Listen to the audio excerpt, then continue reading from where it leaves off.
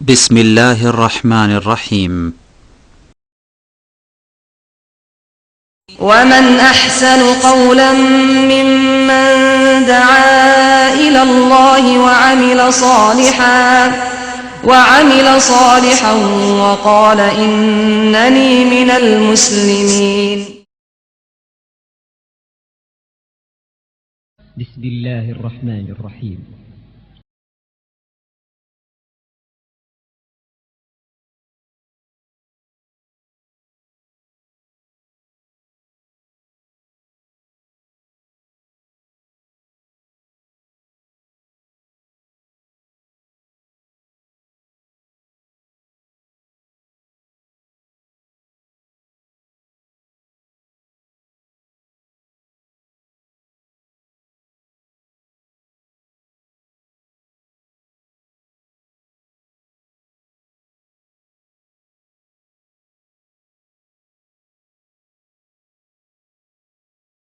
آمنوا اتقوا الله حق تقاته ولا تموتن إلا وأنتم مسلمون.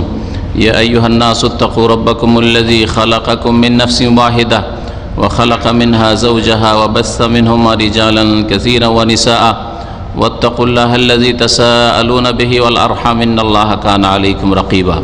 يا أيها الذين آمنوا اتقوا الله وقولوا قولا سديدا يصلح لكم أعمالكم ويغفر لكم ذنوبكم ومن يطع الله ورسوله فقد فاز فوزا عظيما. أما بعد فإن خير الحديث كتاب الله وخير الهدي هدي محمد صلى الله عليه وسلم وشر الأمور محدثاتها وكل محدثة بدعة وكل بدعة ضلالة وكل ضلالة في النار. أعوذ بالله من الشيطان الرجيم. ومن أحسن قولا ممن دعا إلى الله وعمل صالحا وقال إنني من المسلمين. وقال الله تعالى في آية أخرى مثل الذين ينفقون أموالهم في سبيل الله كمثل حبة أنبتت 7 سنابل في كل سنبلة 100 حبة والله يضاعف لمن يشاء والله واسع عليم. সম্মানিত ব্রাদারান ইসলাম, আল্লাহ পাক রব্বুল আলমিনের সমস্ত প্রশংসা যে আল্লাহ পাক একক, যার কোনো শরিক নেই, না তার জাতে সত্তায়, না তার সিফাতে গুণাবলিতে, না তার কাজে কর্মে, আর না তার ইবাদত বন্দিগিতে আল্লাহ পাকের কোনো শরিক নেই। আল্লাহ ওয়াহদাহু লা শারীকা লাহ। এটাই হচ্ছে দ্বীন ইসলামের মৌলিক আকিদা, যে আকিদা নিয়ে আদম আলাইহিস সালাম থেকে শুরু করে আল্লাহ পাক শেষ নবী মোহাম্মদ রসুল্লাহ সাল্লাল্লাহু আলাইহি সাল্লাম পর্যন্ত সমস্ত আম্বিয়া রসুলগণকে পাঠিয়েছেন।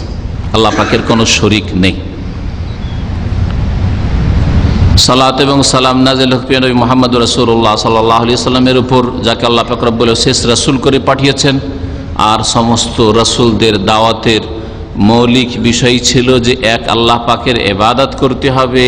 সমস্ত ইবাদত বন্দেগী, কোনটা আপনার ইবাদত, যেটা আপনি নেকির আশাই করছেন, সেটা আপনার ইবাদত।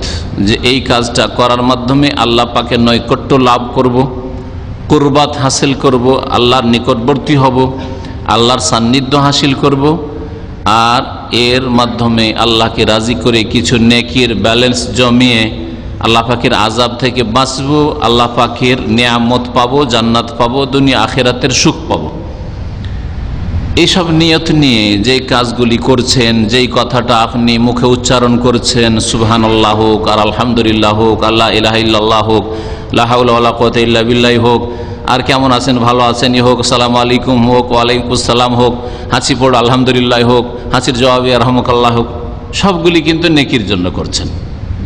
এর মাধ্যমে নেকির ব্যালেন্স বাড়াইবেন, আপনার গুনাহকে কমাবেন, আর জান্নাত লাভ করবেন, জাহান্নাম থেকে বাঁচবেন, আল্লাহ পাকের সন্তুষ্টি হাসিল করবেন, আল্লাহ পাকের নিকটবর্তী হবেন। একমাত্র আল্লাহ পাক রব্বুল আলমিনের জন্য তা করতে হবে, আর একমাত্র মুহাম্মদ রাসূলুল্লাহ সাল্লাল্লাহু আলাইহি সাল্লামের তরিকা মোতাবেক তা করতে হবে। একমাত্র মুহাম্মদ রাসূলুল্লাহ সাল্লাল্লাহু আলাইহি সাল্লামের তরিকা মোতাবেক করতে হবে। এই দুইটি কথা বারবার করে বলছি যে কোনো আলোচনায়। আর আমার বিশেষ করে যতগুলি বক্তব্য, আমাদের একজন পাকিস্তানি ভাই দায়ী শেখ মাহমুদ জুবাইলে থাকতেন, দীর্ঘদিন দাম্মামও থেকেছেন, এমিয়ান্দিত কোম্পানিতে। উর্দু ভাষী হইলেও আমার আলোচনাগুলিও এমিয়ান্দিত কোম্পানিতে যখন টিভিতে চলতো বা ওরা চালাইতো, প্রতিটি রুমে রুমে ওরা প্রচার করতো তাদের ইসলামিক সেন্টার থেকে। সোশ্যাল যে তাদের অফিসটা ছিল ইসলামিক সেন্টার নামে, তার মাধ্যমে উর্দু ভাষী হইল আর আমার বক্তব্য বাংলা ভাষায় হইল, তিনি বলতেন যে আপনার আলোচনায় হয় তৌহিদ না হয় সুন্নাত। হ্যাঁ, এটাই আমার আলোচনা। যদি নামাজের কথা বলিও তাতে তৌহিদ, কালিমার কথা বললেও তাতে তৌহিদ, আর রোজা হজ জাকাতের কথা, আখলাক চরিত্রের কথা বললেও তাতে তৌহিদ, আল্লাহর একত্ব, আর না হলে নবীর সুন্নাত, নবীর আদর্শ মোতাবেক জীবনযাপন করা। সমস্ত ইবাদত বন্দেগীর মৌলিক বিষয় হচ্ছে তৌহিদ এবং ইত্তিবায়ে সুন্নাত, আল্লাহ পাকের একত্ব প্রতিষ্ঠা করা, তৌহিদ কায়েম করা, আর রাসূলুল্লাহ সাল্লাল্লাহু আলাইহি ওয়াসাল্লামের সুন্নাত আদর্শ মোতাবেক জীবনযাপন করা। এক আল্লাহ পাক রব্বুল আলামিনের নৈকট্য লাভের জন্য সালাত আদায় করছেন এবং মুহাম্মদুর রাসূলুল্লাহ সাল্লাল্লাহু আলাইহি ওয়াসাল্লামের তরিকা মোতাবেক এই সালাতটা আদায় করছেন, তাহলে সেটাই কবুল হচ্ছে। আর যদি দুটার একটা থাকে তাহলে কবুল হয় না। যে কোনো কাজের ক্ষেত্রে একটা টাকা যখন খরচ করছেন, খরচের ক্ষেত্রেও যদি আল্লাহর জন্য খরচ করেন, নবীর তরিকায় খরচ করেন, তাহলে তাতে সওয়াব পাচ্ছেন, নেকি পাচ্ছেন। আর যদি সেটা আল্লাহর জন্য না হয়ে অন্যের জন্য, অন্যকে খুশি করার জন্য হয়, তাহলে তাতে কোনো সওয়াব নেই। আল্লাহর জন্যই খরচ করলেন কিন্তু নবীর আদর্শ মোতাবেক হইল না, নবীর তরিকা মোতাবেক হইল না, তাহলে সেটাতে কোনো নেকি নেই। বিশেষ কোনো একটা দিনে, বিশেষ কোনো একটা সময়ে, বিশেষ পদ্ধতিতে আপনি টাকাটা খরচ করলেন। আপনাকে যদি বলা হয় যে ভাই যে কোনো দিনে আপনার বাড়িতে ফকির মিসকিন আসলে আপনি খাওয়াবেন না, ফকিরের জন্য খাবার বেরোবে না, কিন্তু যেই দিনে মরা মরেছে মৃতের নামে 40 অথবা 10 দিনে অথবা 7 দিনে অথবা একদিন, কোনো একদিনে, বিশেষ করে আজকে বিশাল একটা উৎসব করে গ্রাম অঞ্চলের লোককে, এলাকার লোককে, দেশবাসীকে, যতদূর পর্যন্ত পারি আত্মীয় স্বজনদেরকে, কয়েক হাজার লোককে খাইয়ে দেব, টাকা তো খরচ করলেন, কিন্তু আর আল্লাহ পাকের নৈকট্য লাভ করে কিছু নেকির আশায়, আল্লাহ পাকের সন্তুষ্টির জন্য, কিন্তু নবী করিম সাল্লাল্লাহু আলাইহি ওয়াসাল্লামের তরিকা মোতাবেক যেহেতু হইল না খরচ করা, সেজন্য কোনো সওয়াব পাবেন না, কোনো সওয়াব পাবেন না। একটা উদাহরণ শুধু দিলাম যে অনেক সময় আল্লাহকে রাজি করার জন্যই খরচ করছেন, যে বাপ মাকে নেকিটা পৌঁছাবো, এতগুলি ফকির মিসকিনকে, এলাকার লোককে খাওয়িয়ে, আর সেই জন্য খানা দানার ভোজের ব্যবস্থা করেছি, কিন্তু নবী করিম সাল্লাল্লাহু আলাইহি ওয়াসাল্লামের তরিকায় যেহেতু হয়নি, সেই জন্য একটিও সওয়াব পাবেন না, বরং উল্টো গুনাহ পাবেন। কুল্লু মুহদাসাতিন বিদআহ, প্রত্যেক নতুন কাজ হচ্ছে বিদআত, আর কুল্লু বিদআতিন দালালা, প্রত্যেক বিদআত হচ্ছে গুমরাহি, আর কুল্লু দালালাতিন ফিন্নার, প্রত্যেক গুমরাহির পরিণাম।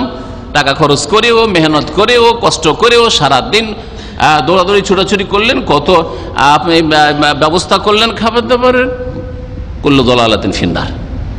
এইরকমই 15 শাবান আসছে, এতে হালুয়া রুটি করব, তারপরে আমার বাপ মা মরেছে, দাদা দাদি মরেছে, তাদের রুহকে ইসালে সওয়াব করব, সওয়াব রেসানি করব, এসব যে তাদের বিদাতি পরিভাষা নেকি পৌঁছাবো, এগুলোর মাধ্যমে নবী করিম সাল্লাল্লাহু আলাইহি ওয়াসাল্লামের সামনেও এই শাবান মাস এসেছে। নবী করিম সাল্লাল্লাহু আলাইহি ওয়াসাল্লামের জীবনে কত শাবান মাস, 23 বছরে 23টা শাবান মাস এসছে।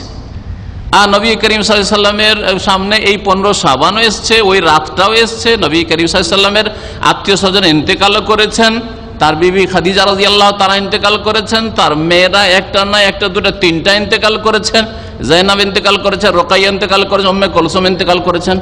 নবী করিম সাল্লাল্লাহু আলাইহি ওয়াসাল্লাম এদের জন্য না খাবার ভোজ খাওয়িয়ে নেকি পৌঁছার তরিকা দিয়েছেন আমাদেরকে, আর না এই শবে বরাতে হালুয়া রুটি খাওয়িয়ে নেকি পৌঁছাই আমার মেয়েদেরকে, আমার বিবিকে, বেগমকে, এসব করেছেন। যখন করেননি, তার মানে আপনার কাছে নবী সাল্লাল্লাহু আলাইহি ওয়াসাল্লামের স্ট্যাম্প নেই আপনার কাগজে। যদি কাগজে স্ট্যাম্প না থাকে আর কাগজে কিছু লেখা থাকে, সেটা হচ্ছে জাল পেপার। নবী করিম সাল্লাল্লাহু আলাইহি ওয়াসাল্লামের স্ট্যাম্প যদি না থাকে আর সেই কাজগুলি করেন, তো এটা হচ্ছে জাল ধর্ম। আর জাল ধর্ম মানে বিদআত, সুন্নাত নাই। যদি নবী করিম সাল্লাল্লাহু আলাইহি ওয়াসাল্লামের স্ট্যাম্প থাকতো যে হ্যাঁ নবী করিম সাল্লাল্লাহু আলাইহি ওয়াসাল্লাম তার আপনজনদেরকে, মৃতদেরকে নেকি পৌঁছেছেন এই রাতে, এই দিনে, অমুক তরিকায়, তারপরে আপনি করতেন, তাহলে অসুবিধা ছিল না। তবে যদি প্রতিদিন আপনি 2-4-5টা ফ্যামিলিকে পুষেন, আপনি গরিব মিসকিনকে, কোনো অসুবিধা নেই, কোনো অসুবিধা নেই।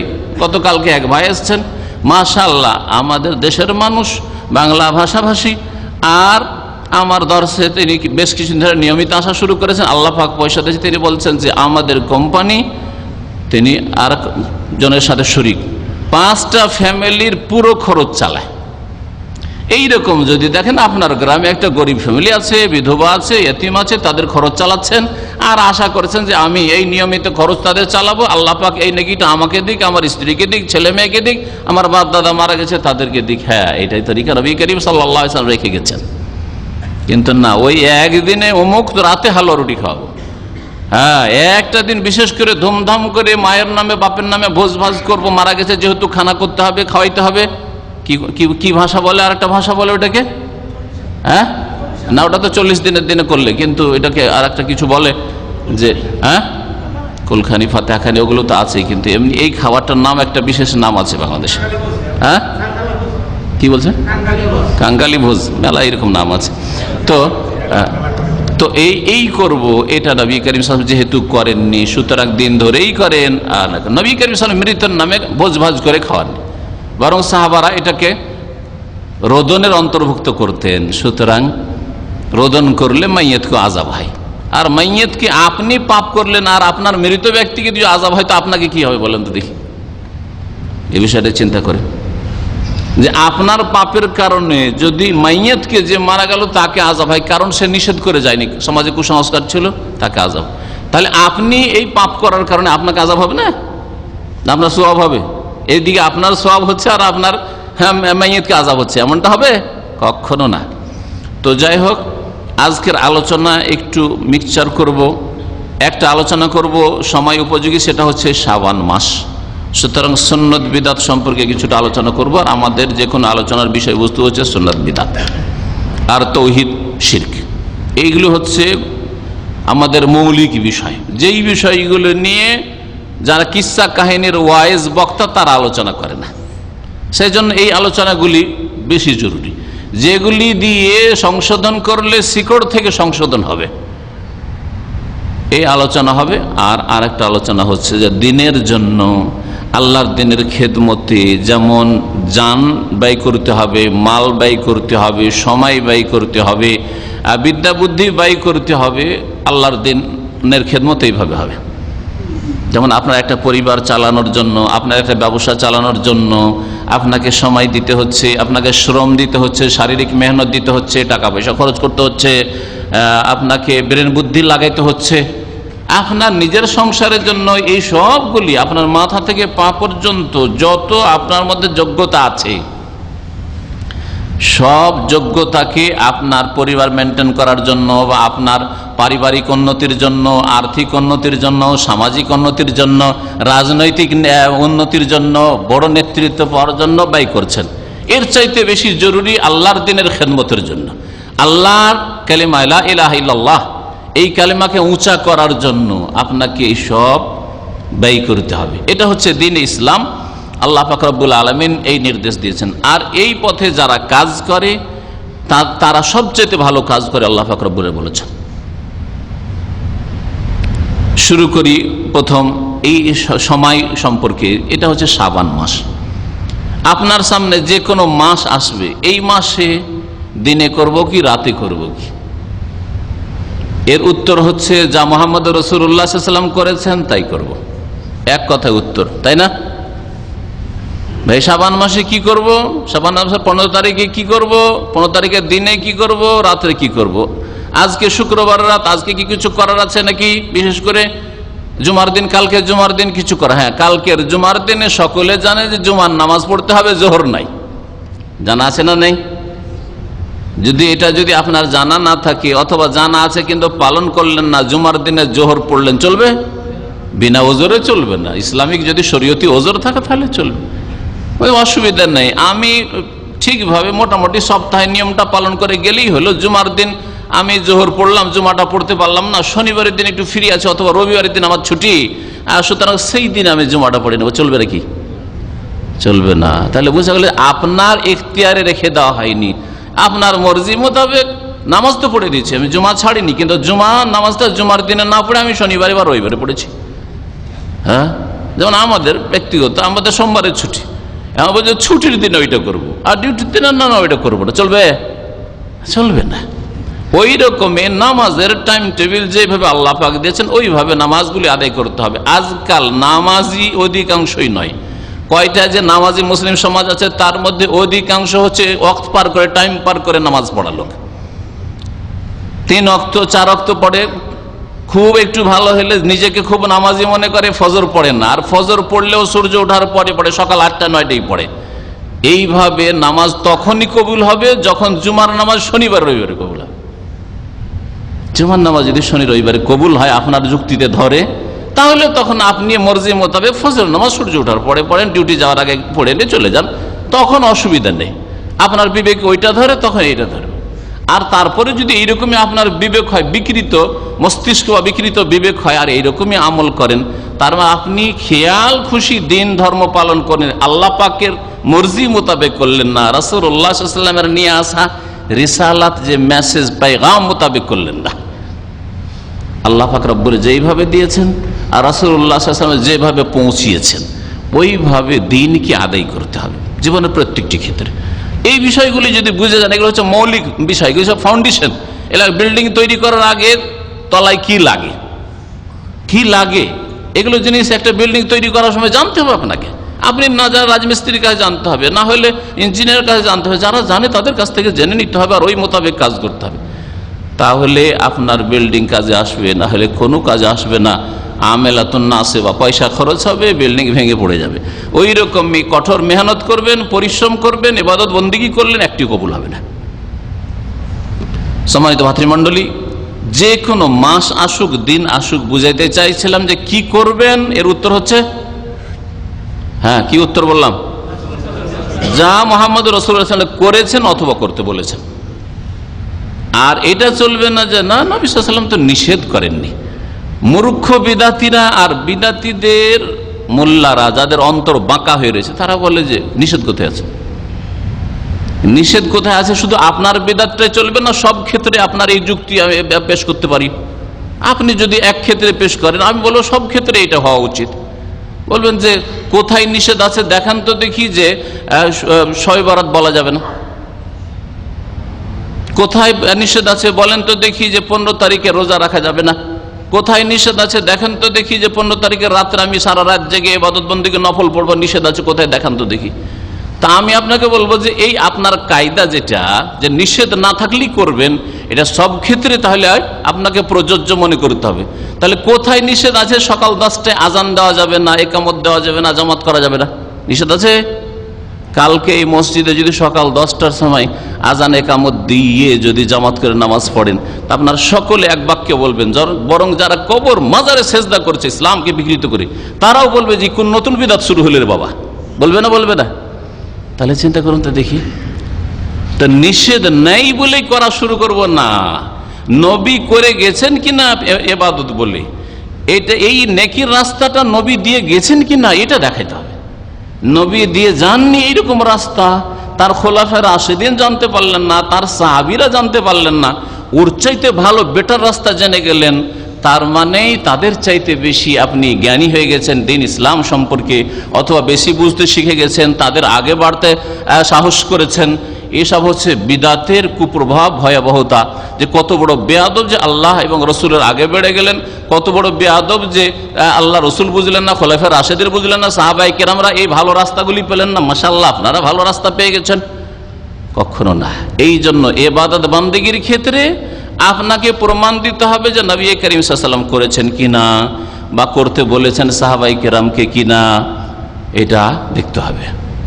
যদি করে থাকেন তাহলে আপনি করুন, আর যদি নবী করিম সাল্লাল্লাহু আলাইহি ওয়াসাল্লাম না করে থাকেন, না বলে থাকেন, তো করবেন না, বলবেন না। আমাদের দেশের বিদাতি কিতাবগুলিতে এইরকম বহু নতুন নতুন তরিকা আছে, পড়লে অবাক লাগে। কিন্তু কে পড়লে অবাক হবে? যার কাছে কোরআন হাদিসের ইলম আছে। আর একটা লোক কোরআন হাদিসের জ্ঞান রাখেন না, পড়বে বিদাতি কিতাব মকসুদুল মুমিনিন, নিয়ামুল কোরআন, আর কোরআনি আমল, আর কোরআনি ওজিফা ইত্যাদি এই ধরনের বিদাতি কিতাব পড়বে। ও তো ভাবে যে আরে নতুন নতুন জিনিস, এ তো শর্টকাট রাস্তা, শর্টকাট। বাচ্চা হয় না, রানে বেঁধে দেন, ও আলকাত মাফিহা ওয়া তাখাল্লাত। হ্যাঁ, ওয়াযিনাত লিরাব্বিহা ওয়া হুক্কাত, রানে বেঁধে দেন, একবারে পেট থেকে ইজি ডেলিভারি একবারে হয়ে যাবে, না পয়সা খরচ হবে না কিছু হবে। আউযুবিল্লাহ।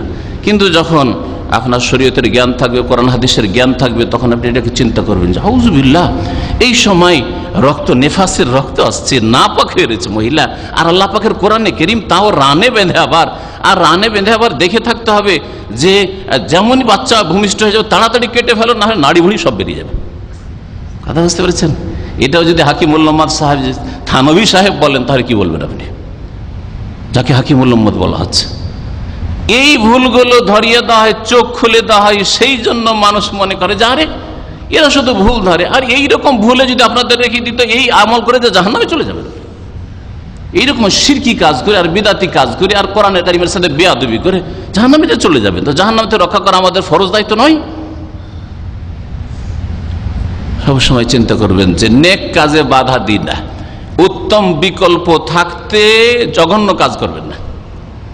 আমাদের কাছে নেকির বহু রাস্তা আছে, আমরা যেতে পারছি না, করতে পারছেন না, বলছি করেন, করবেন না, তৌফিক হয় না, মানে ওইটা শর্টকাট নয়, কষ্ট লাগে।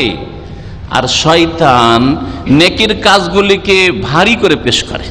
এটা হচ্ছে ইবলিস শয়তানের কিন্তু একটা বড়ই ছলনা চক্রান্ত, জাল বিছানো আছে। যে কোনো নেকির কাজের কথা বলি আপনাকে খুব ভারী করে পেশ করবে, আর যখন বিদাতের কথা বলবো, শিরকি কথা বলবো, যখন কথাবার্তা বলবো, ধর্মের নামে চাকচিক্য করে পেশ করবে।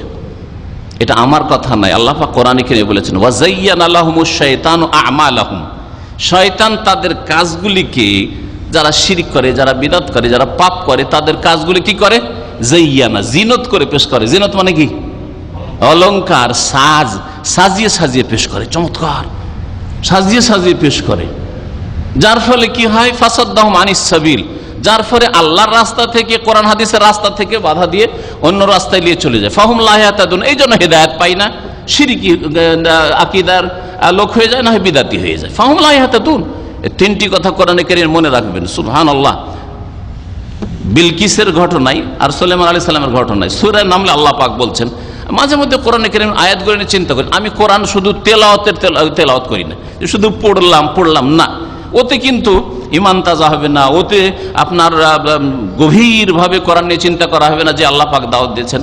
মাঝে মধ্যে একটি আয়াত নিয়ে বারবার চিন্তা করি, এই আয়াতটার কি অর্থ বেরোতে পারে, এই আয়াতে একটা কথার উপর আরেকটা কথা এইভাবে আল্লাহ বললেন কেন, তারপরে এই কথাটা আসলো কেন, এই সিরিয়ালে কেন আসলো। এইগুলো হচ্ছে তাদাব্বুরে কোরআন। আল্লাহ তাআলা ইয়াতাদাব্বারুনাল কোরআন, কোরআন নিয়ে গভীর চিন্তা করো, গবেষণা করো। আপনি কথাটা ভালো করে চিন্তা করে দেখেন। আল্লাহ বলেন শয়তান তাদের কাজগুলিকে সাজিয়ে পেশ করে। সাজিয়ে যখন শয়তান পেশ করে তখন মানুষ কেমন হয়ে যায়? ফাসাদ্দাহুম আনিস সাবিল, মানে আল্লাহর রাস্তা থেকে, সাবিল মানে সাবিলুল্লাহ, আল্লাহর রাস্তা থেকে কোরআন হাদিসের রাস্তা, যেই রাস্তার উপর নবী সাল্লাল্লাহু আলাইহি ওয়াসাল্লাম ছেড়ে গেছেন সাহাবায়ে কেরামদেরকে, আর ওদেরকে জান্নাতি বলেছেন, ওই রাস্তা থেকে বাধা সৃষ্টি করে যেতে, ওই রাস্তায় যেতে, ওই রাস্তা থেকে বিব্রত করে, এদিক ওদিক নিয়ে চলে যায়। যখন ওই রাস্তায় যেতে বাধা সৃষ্টি করলো, ফাহুম লা ইয়াহতাদুন, তখন রাস্তা পেল না। দাম্মাম থেকে লোকেরা আসছে এই দাল্লাসানায়, এই মসজিদে আসতে রাস্তায় বাধা হয়ে গেল। বাধা হওয়ার পর আর একটা রাস্তা ধরে নিয়ে আর এই রাস্তায় আর ফিরলই নাই। তাহলে ফাহুম লা ইয়াহতাদুন, এই মসজিদ পর্যন্ত পৌঁছিতে পারবে না? যত যাবে অন্যদিকে তত আরো দূরে যাবে, ঠিক না? ওই রকমই বিষয়টা হয়েছে। কোরআনে কারীমের এটা হচ্ছে অলংকার যে আল্লাহ পাক রব্বুল আলামিন মানুষের অবস্থাকে তুলে ধরেছেন। এর একটা উদাহরণ দিই। আপনার স্ত্রী মাশাআল্লাহ যেইভাবে আপনার চোখ, আপনার শরীর, আপনার হাত, আপনার পা, আপনার অঙ্গ প্রত্যঙ্গ ভোগ করুক, আদর করুক, স্নেহ করুক, কথা বলুক, ভালোবাসা বিনিময় করেন, আল্লাহ দিয়েছেন কিনা? যেইভাবে ইচ্ছা, আসল স্থান ঠিক থাকলে হইল। আল্লাহ পাক রব্বুল আলামিন এত সুন্দর নিয়ামত দিলেন, স্ত্রীর দিকে তাকালে ভালো লাগে না, কারণ রাত দিন দেখছেন। আর শয়তান ওকে ভালো করে পেশ করে না, সাজিয়ে পেশ করে না। যতই সুন্দরী হোক আর যতই সুন্দর হয়ে সেজে থাক আর ভালো কাপড় চোপড় পরুক, তারপরও ও তো ভালো লাগবে না। কিন্তু রাস্তায় বেরোলে ওই নার্সগুলো বেহায়া হয়ে বেরিয়েছে, ওই ক্লিনার বেহায়া বেরিয়েছে, ওই কলেজ ইউনিভার্সিটির মেয়েরা বেহায়া বেরিয়েছে, আর কত যে পাপিষ্ট মাছি ভ্যান ভ্যান করে তাদের চেহারার উপর পড়ছে, তারপরে ওগুলোকে দেখতে ভালো লাগছে, লাগে না? কেন? কোরআন আয়াতটা ফিট করেন তো, ওয়াজাইয়ান আল্লাহুমুশ শাইতান, আমার শয়তান মুজাইয়ান করে সুসজ্জিত করে পেশ করছে, ওই বেহায়া মহিলাগুলোকে সুসজ্জিত সাজিয়ে সাজিয়ে পেশ করছে। দেখ তো কত সুন্দর লাগে, দেখ তো কত সুন্দর লাগে, দেখ কত সুন্দরী মহিলা, একটু দেখ কেমন আছে, দেখ একটু কিছুই দেখতে পাচ্ছেন না, দেখ একটু চোখ খোলা আছে কিনা, একটু পা খোলা আছে না, হাত খোলা আছে কিনা। আর কেন দেখতে যাবেন আপনি? আপনার ঘরে আলহামদুলিল্লাহ আল্লাহ পাক নিয়ামত দিয়েছেন, একটু মন চেয়েছে, এখানে তো কথা বলার সুযোগ পাবেন না, কুত্তার মতো তাকিয়ে থেকে যাবেন, তা না করে আলহামদুলিল্লাহ সাথে সাথে একটু টেলিফোন স্ত্রীর সাথে একটু ভালোবাসা বিনিময় করেন, আমোদ ফুর্তির কথা বলেন, অসুবিধাটা কি হলো? জাইয়ান আল্লাহুমুশ শাইতান, ও শয়তান এমন করে সাজিয়ে পেশ করলো, ফাসাদ্দাহুম আনিস সাবিল, ভালো রাস্তা থেকে বাধা সৃষ্টি করে, আর ফাহুম লা ইয়াহতাদুন, হেদায়েত পায় না। তখন কি করে? পায় না তো তখন হয় জেনায় লিপ্ত হয়, না হয় সমকামিতায় লিপ্ত হয়, না হয় ব্লু ফিল্ম দেখতে থাকে। হ্যাঁ, এইরকম অবস্থা হয়। আল্লাহ পাক রব্বুল আলামিনের কথা চিরসত্য, এতে কোনো সন্দেহ নেই। সুন্নতের ক্ষেত্রে ওইরকমই, সুন্নত কাজ। বৃহস্পতিবার রোজা রাখেন, সোমবারে রোজা রাখেন, খুব ভারী লাগে। যে কোনো মাসে সপ্তাহে দুটো রোজা নবী সাল্লাল্লাহু আলাইহি ওয়াসাল্লাম রেখেছেন, দুটো পারেন না একটা রাখেন, শুধু বৃহস্পতিবার রাখেন, শুধু সোমবারে রাখেন না, এত পারবো না, ঠিক আছে, এর চাইতে কম রাখেন। প্রত্যেক মাসে, রমজান ছাড়া, রমজানে পুরো রোজা রাখবেন, আর বাকি মাসগুলিতে প্রত্যেক মাসের আইয়ামে বীজের রোজা 13 তারিখ, 14 তারিখ, 15 তারিখ, হ্যাঁ, রোজা রাখেন। জানেন না? জানেন না? যারা জানেন না জেনে নেন, আর যারা জানেন অনেকে আমল করেন না, চেষ্টা করেন। কিন্তু শয়তান বলছে এত গরমের দিনে, এত রোদে তাপে, আর কাজ কাম করে পরপর 3টে রোজা, কষ্ট করে, ঠিক না? আর প্রত্যেক মাসে আবার, আর প্রত্যেক মাসে না পারে মাঝে মাঝে রাখেন, কিন্তু প্রত্যেক মাসে রাখলে ভালো। তাহলে আপনার সারা বছরে যেন রোজা রাখা হচ্ছে, 3 × 10 = 30, 3টা রোজা রাখলে 30-এর নেকি পেলেন আপনি, 3 রোজা রাখলেন 30-এর নেকি পেলেন। তো যেন গোটা মাসটার আপনি রোজার সওয়াব পাচ্ছেন, কারণ আল্লাহ পাক রব্বুল মিনিমাম যে কোনো নেকির ক্ষেত্রে 10 দিন রোজা রাখলেও, নামাজ পড়লেও, আর যাকাত দিলেও, দান খায়রাত করলেও, দাওয়াতের কাজে খরচ করলেও, আল্লাহ রাস্তায় ব্যয় করলেও, দিনী ভাইদেরকে খাওয়াইলে, যে দিন শিখার জন্য এসছে তাদেরকে খাওয়ালে, 1 প্লেট খাওয়াইলেন 10 প্লেট আল্লাহ নেকি দেবেন। এই জন্য তো 5 রাকাত নামাজ পড়ে কত পাওয়া যাবে? 5 রাকাত নামাজ পড়ে নামাজি, কিন্তু কত ওয়াক্তের নেকি পায়? 5 × 10 = 50। 1 টাকা খরচ করেন, 1টা রিয়াল ফকিরকে দিলেন, 10 রিয়াল নেকি বললেন, হ্যাঁ, ঠিক না? আল্লাহ পাক রব্বুল আলামিন এই সিস্টেম সব ক্ষেত্রে, রোজার ক্ষেত্রে, রোজার ক্ষেত্রে শাওয়াল মাসের রোজা সম্পর্কে নবী সাল্লাল্লাহু আলাইহি ওয়াসাল্লাম কি বলছেন? 6 রোজা রাখবে, 6 কত হবে? 60 হয়ে গেল। আর রমজান মাসে 30 রোজা, হ্যাঁ, তাহলে 10 গুণ, তাহলে কত হইলো? 300। তাহলে 360 দিনে বছর হয়। যে ব্যক্তি রমজান মাসে রোজা রাখলো আর শাওয়াল মাসে 6টা রোজা রাখলো, কানা কা সিয়ামুদ দাহরি, তাহলে সারা জীবন সে যেন রোজা রেখে আছে, এইরকম ভাবে রোজা রাখলে। দেখলেন তো, ইসলামের ফর্মুলা হচ্ছে এইরকম।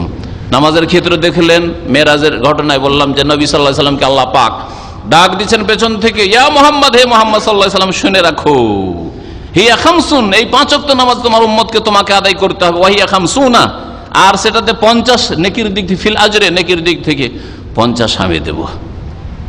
কিন্তু শর্ত হচ্ছে আল্লাহর জন্য হইতে হবে, আর শর্ত হচ্ছে রাসূলুল্লাহ সাল্লাল্লাহু আলাইহি ওয়াসাল্লামের তরিকা মোতাবেক হইতে হবে। জি, প্রতিদিন আপনি নিয়ম করেন যে কোন গরিব ফকির মিসকিন যদি বাড়িতে আসে, তাহলে আর খাবারটা থাকে, তাহলে 1 প্লেট করে খাওয়াবো, খাওয়ান আপনি, কোনো অসুবিধা নেই। কিন্তু না, একদিনে ধুমধাম করে খাওয়াবো, বছরে একবার, হ্যাঁ, বাপ মায়ের নামে। নবী করিম সাল্লাল্লাহু আলাইহি ওয়াসাল্লাম যেহেতু এইরকম আনুষ্ঠানিক ভাবে ভোজ করে মৃতের নামে খাওয়াননি, সেই জন্য এটা চলবে না। সে শাবান মাসের আপনার এই রাত্রে হোক, আর দিনেই হোক, আর অন্য কোনো সময় হোক, এইভাবে চলবে না। যে কোনো সময় দোয়াই হচ্ছে, এবার যে কোনো সময় আল্লাহ পাকের কাছে দোয়া করেন। আমরা চলতে চলতে দোয়া করি, কিন্তু এক শ্রেণীর লোকের দোয়া ওই ফরজ নামাজের পরে সালাম ফেরার পরে দোয়া ছাড়া আর কখনো দোয়া হয় না, ঠিক না? কিন্তু আমাদের মতো মানুষ, আমরা রাস্তা দিয়ে হাঁটি, আলহামদুলিল্লাহ দোয়া করি, তখন একাই থাকি, কেউ থাকে না। রাস্তা দিয়ে হাঁটছি, আল্লাহ পাকের কাছে দোয়া করছে, মনে হয়েছে চাওয়ার দোয়া করছি, গাড়ি চালাচ্ছি দোয়া করছি আলহামদুলিল্লাহ, ডিউটি করছি আলহামদুলিল্লাহ দোয়া করছি, হ্যাঁ, ঘুম ভেঙেছে, ঘুম আসছে না, 10 মিনিট ধরে লম্বা হয়ে শুয়ে আছি, ঘুম ভাঙাবার চেষ্টা করছি, দোয়া করছি, আজান একামতের মাঝখানে দোয়া করছি। এটা হচ্ছে ইসলাম। যে কোনো দোয়া হচ্ছে ইবাদত, দোয়া হচ্ছে ইবাদতের মগজ, যে কোনো সময় দোয়া করবো, কিন্তু বিশেষ ফর্মালিটিতে, বিশেষ তরিকাতে এই সময়টাই দোয়া করব। আর আমরা পাপি তাপি গুনাহগার, আমরা কি দোয়া করতে জানবো? সুতরাং ইমাম সাহেবকে ভেরে দিলাম, আপনি দোয়া করেন, আমরা শুধু আমিন আমিন বললাম। হ্যাঁ, নবী করেননি, নবীর সাহাবীরা করেননি, এই জন্য এটা অচল। সম্মানিত ভাতৃমণ্ডলীরা, বলছিলাম যে এই শাবান মাসে তাই করবেন যা রাসূলুল্লাহ সাল্লাল্লাহু আলাইহি ওয়াসাল্লাম করেছেন। রাসূলুল্লাহ সাল্লাল্লাহু আলাইহি ওয়াসাল্লাম এর আদর্শ হচ্ছে, মা আয়েশা রাদিয়াল্লাহু তাআলা আনহা বলছেন, সহিহ মুসলিমে হাদিস রয়েছে, তিরমিজিতেও আছে, যে ইনকানা লা ইয়াকুনু আলাইয়া সিয়াম, আমার ওপর রোজা থেকে যেত, মানে আমার কিছু রোজা কাজা গত রমজানের থেকে যেত। মহিলাদের এমনি থাকবে 2-4-5 দিন 7 দিন তো মাসিক অবস্থা থাকবে, প্রতি মাসে একবার হাইজ মাসিক আসবেই। আর পুরুষ মানুষের সফরের কারণে, অসুস্থতার কারণে হইতে পারে, শরীয়তে আল্লাহ পাক ওজর দিয়েছেন, এরকম আপনারও থাকতে পারে। এই জন্য এই বিষয়টি প্রথম শাবান মাসে জেনে নেন, যা নবী করিম সাল্লাল্লাহু আলাইহি সাল্লামের মুহতারামা বিবি উম্মুল মুমিনিন, আমাদের প্রত্যেকের মা আয়েশা রাদিয়াল্লাহু তাআলা আনহা সিদ্দিকা, সিদ্দিকের মেয়ে সিদ্দিকা বলছেন রাদিয়াল্লাহু তাআলা আজমাইন, যে ইন কানা লা ইয়াকুনু আলাইয়া সিয়াম, আমার রোজা থেকে যেত, ফামা কুনতু আস্তাতিউ আন আকদিয়াহু, এই রোজা আমি রোজা কাজা করতে পারতাম না, রোজা কাজা করতে পারতাম না। অথচ রমজান মাস থেকে শুরু করে এই শাবান 11 মাস, তাই না? 11 মাসের মধ্যে শীতকাল এসছে, ঠান্ডার সময় এসছে, ছোট দিন এসছে, বুঝতে পারছেন, এই দেশেও আর সেই দেশেও। নবী করিম সাল্লাল্লাহু আলাইহি সাল্লামের বিবি মদিনায় ছিলেন, তাহলে মদিনায় প্রচন্ড শীত পড়ে, তা শীতের দিনে রোজা রাখা খুব সহজ। তারপরে তিনি রোজা রাখতেন না, কারণ নবী করিম সাল্লাল্লাহু আলাইহি সাল্লামের খেদমতে, নবী সাল্লাল্লাহু আলাইহি সাল্লামের মনের ইচ্ছার চরম খেয়াল রাখতেন। আমি রোজা কাজা করতে পারতাম না ইল্লা ফি শাবান। কখন রোজা কাজা করতাম? যখন শাবান চলে আসতো, আর সময় নেই, এখন কাজা করতে হবে, অসুবিধা নেই। নবী করিম সাল্লাল্লাহু আলাইহি সাল্লামের খেয়াল রেখে, ওই হাদিসের শেষখানা আছে লেশগুলিন বে রাসূলিল্লাহ সাল্লাল্লাহু আলাইহি ওয়াসাল্লাম, রাসূলুল্লাহ সাল্লাল্লাহু আলাইহি ওয়াসাল্লামের সেবা যত্নে, খেদমতে মশগুল, ব্যস্ত থাকার কারণে নবী করিম সাল্লাল্লাহু আলাইহি ওয়াসাল্লামের খেদমতের খেয়াল রাখতাম, নবী সাল্লাল্লাহু আলাইহি ওয়াসাল্লামের মনের ইচ্ছার খেয়াল রাখতাম। আর আল্লাহ পাক 11 মাস ছাড় দিয়েছেন, এতে কোনো গুনাহ হবে না বিলম্ব করলে, তাই তিনি এইভাবে বিলম্ব করতেন। কিন্তু যখন দেখা গেল যে আর সময় নেই, আর এই গত রমজানের রোজা আবার এই রমজান পার করা যাবে না, এটা হচ্ছে গুনহার কাজ, এটা হচ্ছে অন্যায় কাজ, এতে গুনাহগার হয়ে যাবে বান্দা, গুনাহগার। আল্লাহকে নারাজ করে স্বামীকে রাজি করা যাবে না, আর নবী সাল্লাল্লাহু আলাইহি ওয়াসাল্লাম এর উপর কখনো রাজি হবেন না। আর আপনি একজন মুসলিম এর উপর রাজি হতে পারবেন না যে আপনার বিবি আপনার খাতিরে রোজা রাখবে না, এটা চলবে না, তাই না? এটা হচ্ছে মুমিনের শান। তবে আল্লাহ পাক যখন ছাড় দিয়েছেন 10-11 মাস পর্যন্ত, তিনি এই কাজা কয়েকটা রোজা যে থেকে যেত, সেই রোজাগুলি এই শাবান মাসে এসে কাজা করতেন, শাবান মাসে কাজা করতেন। এর দ্বারা কি বুঝতে পারলেন? হ্যাঁ, যদি আপনার কাজা থাকে, আপনার স্ত্রীর কাজা থাকে, আপনি স্ত্রীকে টেলিফোন করেন, দুনিয়ার কথা বলছেন, এখন জিজ্ঞাসা করেন যে গত রমজান মাসে তোমার তো মাসিক এসেছিল, হ্যাঁ তোমার মাসিক এসেছিল, ঠিক আছে, বোনকে বলতে লজ্জা লাগবে, মাকে বলতে লজ্জা লাগবে, তাই না? হ্যাঁ, আর যেসব বউ বেটিরা বাড়িতে আছে ওদেরকে বলতে লজ্জা লাগতে পারে, বা সাবালিকে মেয়ে আছে বলতে লজ্জা লাগতে পারে। আপনার স্ত্রীকে বলেন যে আমার বোনগুলিকে জিজ্ঞেস করে নাও, আমার মেয়েটাকে জিজ্ঞেস করো, সাবালিকা হয়েছে, ওর রোজা ফরজ হয়েছে, গত রমজানের রোজা ছুটি আছে, এতদিন পর্যন্ত কাজা হয়েছে না হয়নি, যদি কাজা না করে থাকে তাড়াতাড়ি বলো, রোজাগুলিকে কাজা করুক, পুরা করুক। এটা হচ্ছে আপনার দায়িত্ব। কু আনফুসাকুম ওয়া আহলিকুম নারা, তুমি নিজেকে রক্ষা করো আর নিজের পরিবারকে রক্ষা করো নারান, জাহান্নামের আগুন থেকে, আল্লাহ পাকের আযাব থেকে রক্ষা করো। সুতরাং আপনার এই দায়িত্বটা, আজকের এই দায়িত্বটা নিয়ে যান, এটা আপনার করণীয়। আপনার কাজা রোজা থাকলে এই কয়েকদিনের মধ্যে কাজাগুলি করে নেন, রমজান আসতে দেবেন না, তার আগে যেন কাজা কমপ্লিট হয়ে গেছে। আপনার স্ত্রী থাকলে আপনার পরিবারে, আপনার শ্বশুর পরিবারে, মাশাআল্লাহ শ্বশুর পরিবারে, অনেকে শ্বশুর পরিবারের পারিবারিক সমস্যায়, জমি জায়গার সমস্যায়, আর ওদের অনেক সমস্যায় ঢুকে পড়ে, এই করতে হবে, সেই করতে হবে, কোথায় বিয়ে দিতে হবে না হবে, শালার শালির, সেই ক্ষেত্রে ওখানে গিয়ে নেতৃত্ব দেয়। আর শালা শালিরা রোজাগুলি রাখলো কি লাগলো না, গত বছর রোজা তাদের কাজা হয়ে পড়ে আছে কিনা, ওদের খোঁজ দিতে হবে না? আপনার দায়িত্ব এটা। আপনার ইসলামের দাওয়াত কমপক্ষে এই ফ্যামিলিটাতে দিতে হবে, নিজের ফ্যামিলির পরে আপনার শ্বশুর ফ্যামিলি দিতে হবে, আপনার মামা নানা দাদা ওদের ফ্যামিলিতে দিতে হবে, এইটা আপনার দায়িত্ব। সুতরাং এই শাবান মাসে যেটা আপনার করণীয় প্রথমে 1 নম্বর, সেটা হচ্ছে নিজে কাজা রোজাগুলি রেখে নেন, নিজের পরিবারকে জানিয়ে দেন যে তোমাদের গত রমজানে যদি কিছু কাজা টাজা বকিয়া রোজা থাকে সেই রোজাগুলি রেখে নাও, 1 নম্বর কাজ। দ্বিতীয় করণীয় কাজ, নবী করিম সাল্লাল্লাহু আলাইহি ওয়াসাল্লাম থেকে বেশ কিছু সাহাবারা বর্ণনা করেছেন, তার মধ্যে মা আয়েশা রাদিয়াল্লাহু তাআলা আনহা আর হাদিস বর্ণনা করছি, তিনি বলছেন, সহিহ মুসলিম আছে, সহিহ বুখারীতে আছে, কানা ইয়াসুমু শাবানা কুল্লাহ ওয়া কানা ইয়াসুমু শাবানা ইল্লা কালিলা। রাসূলুল্লাহ সাল্লাল্লাহু আলাইহি ওয়াসাল্লাম শাবান মাসের প্রায় দিনগুলিতে রোজা রাখতেন, ইল্লা কালিলা, অল্প কয়েকদিন ছাড়া বাকি সবগুলি দিনে রোজা রাখতেন। এটা হচ্ছে নবীর সুন্নত। এই কথা বললে শয়তান এটাকে ভারী করে পেশ করে আমার উপর, আপনার উপর, তাই না? হরে নবী সাল্লাল্লাহু আলাইহি ওয়াসাল্লাম শাবান মাসের 15 দিন 20 দিন, অধিকাংশ দিন মানে কমপক্ষে 15-20 দিন, তাই না? 15 দিনের বেশি।